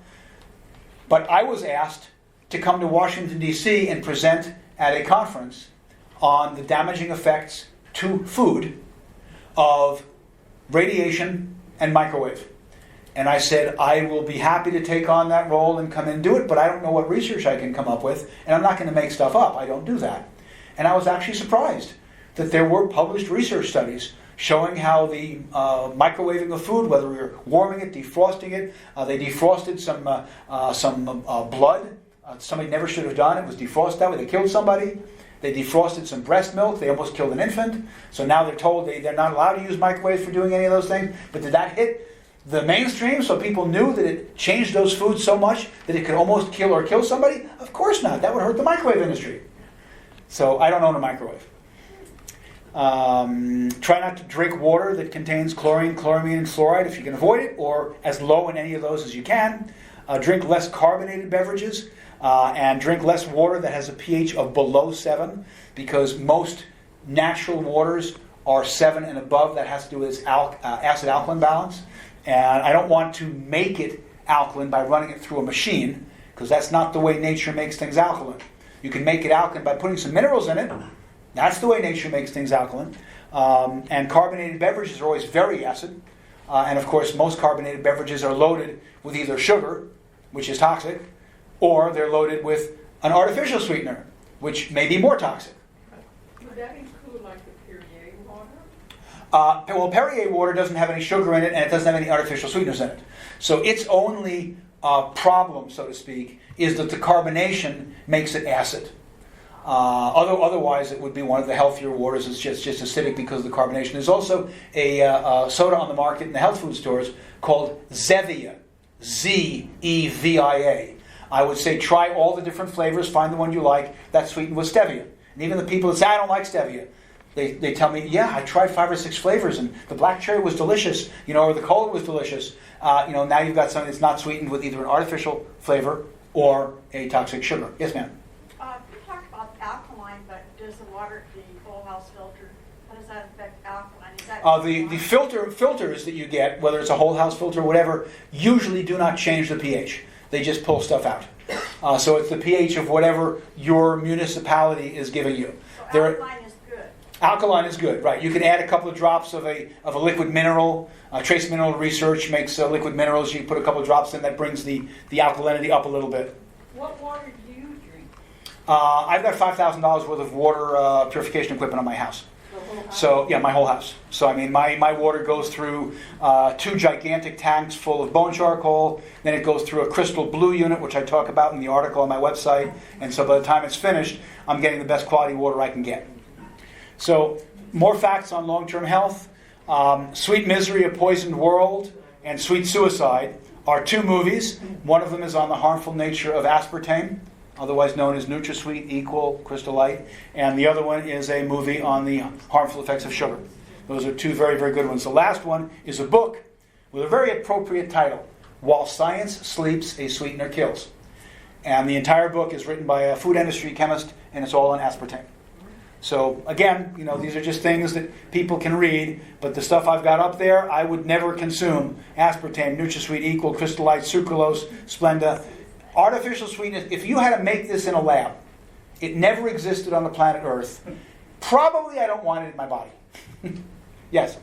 I actually have like 6 questions. So since you're talking about this, what about the ones like swerve and monk fruit made with your erythropoietin? Monk fruit is a healthy sweetener. Monk fruit is its common name. The botanical name is Lohan Guo.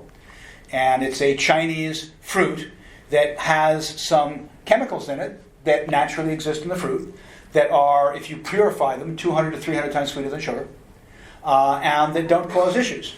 But there's so much about that. Again, go to my website. It's free. And put in sweeteners. and listen to my lecture on sweeteners.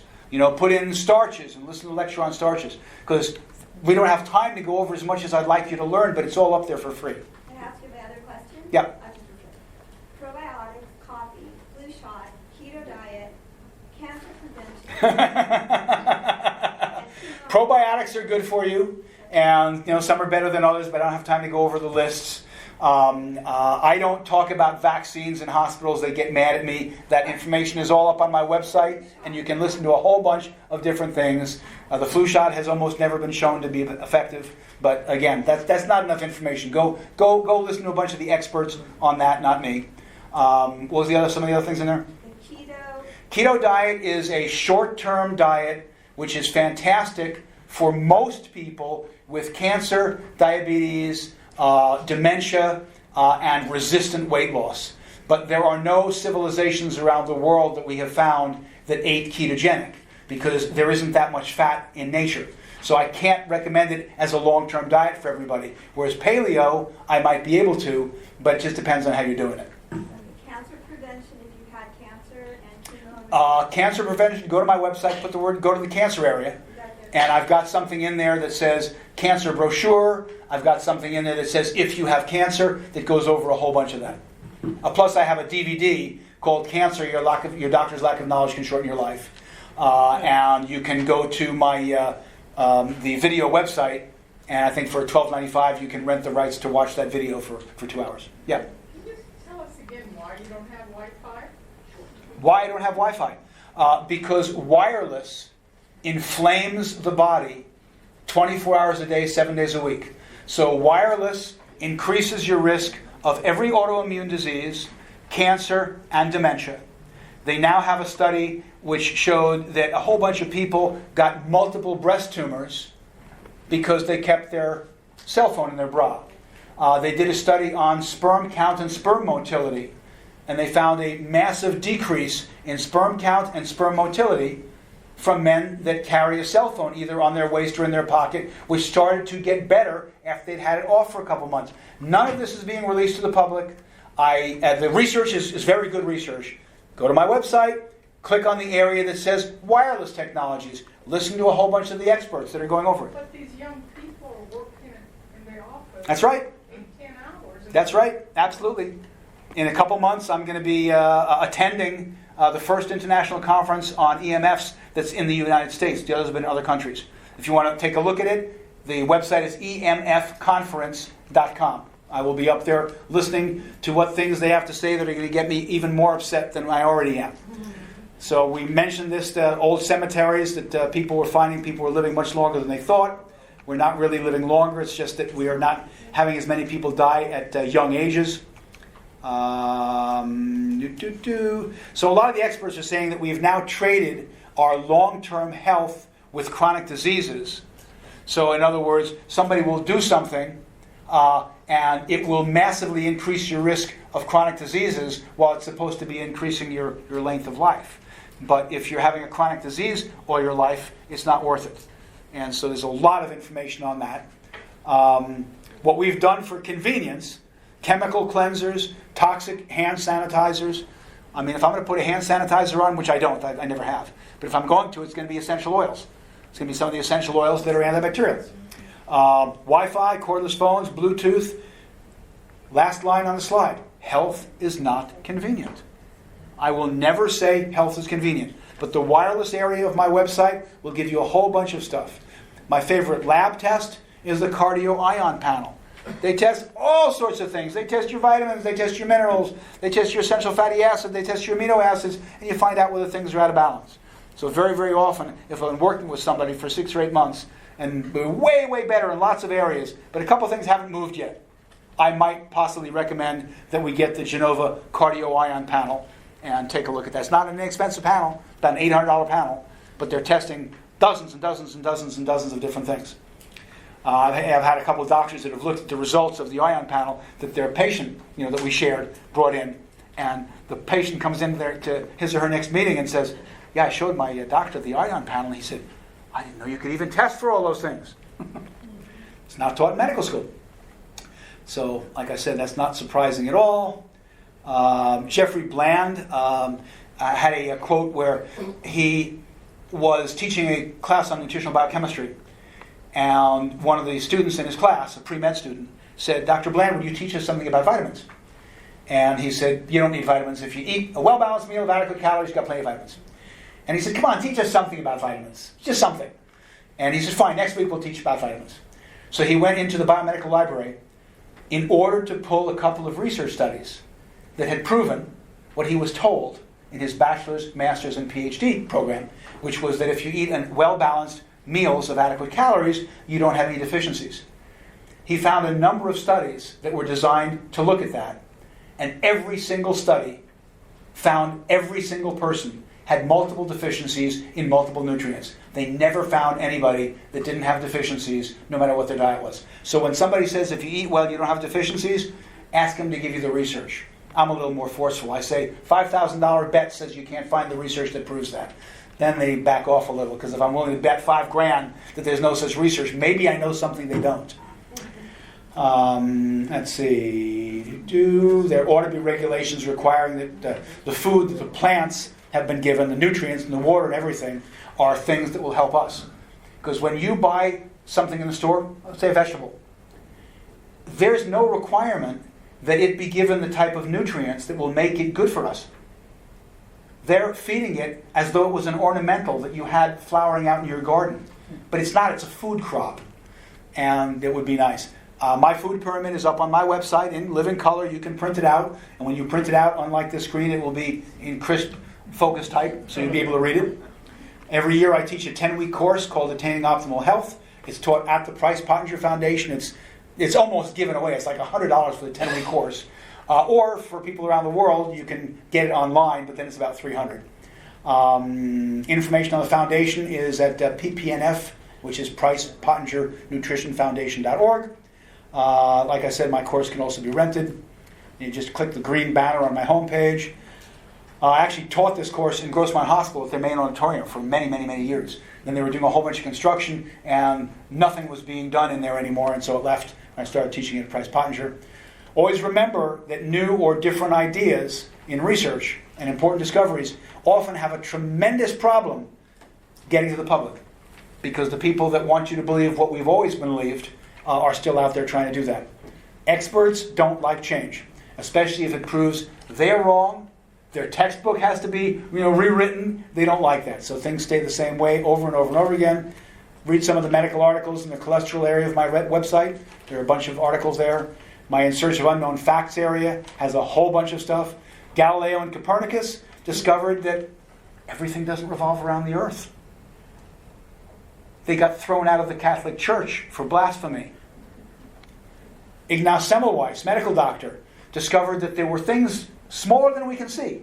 Now we know what they're called, germs and bacteria and viruses, that exist on the cadaver, on the dead person, that somebody could move in and infect the person who's in the delivery room and get them sick.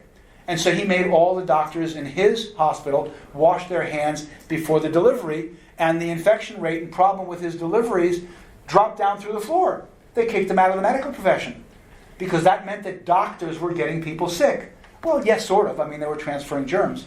So people don't want this stuff to happen. So those are my girls. When I wake up in the morning, they're often asleep on my chest. If I lay down on the couch for 5 minutes, they're asleep on me. So I don't know. We have this room until 4. I don't know whether I have to leave. What's going on? We just got to wrap up. That's all. Okay. I mean, if probably afterwards, if you want to field a couple questions, but we just have to wrap up. Okay, so we'll wrap this up. I'll pack stuff up, and I will stick around and answer questions for people in the hall. How's that? That works. Perfect. Thank you very much.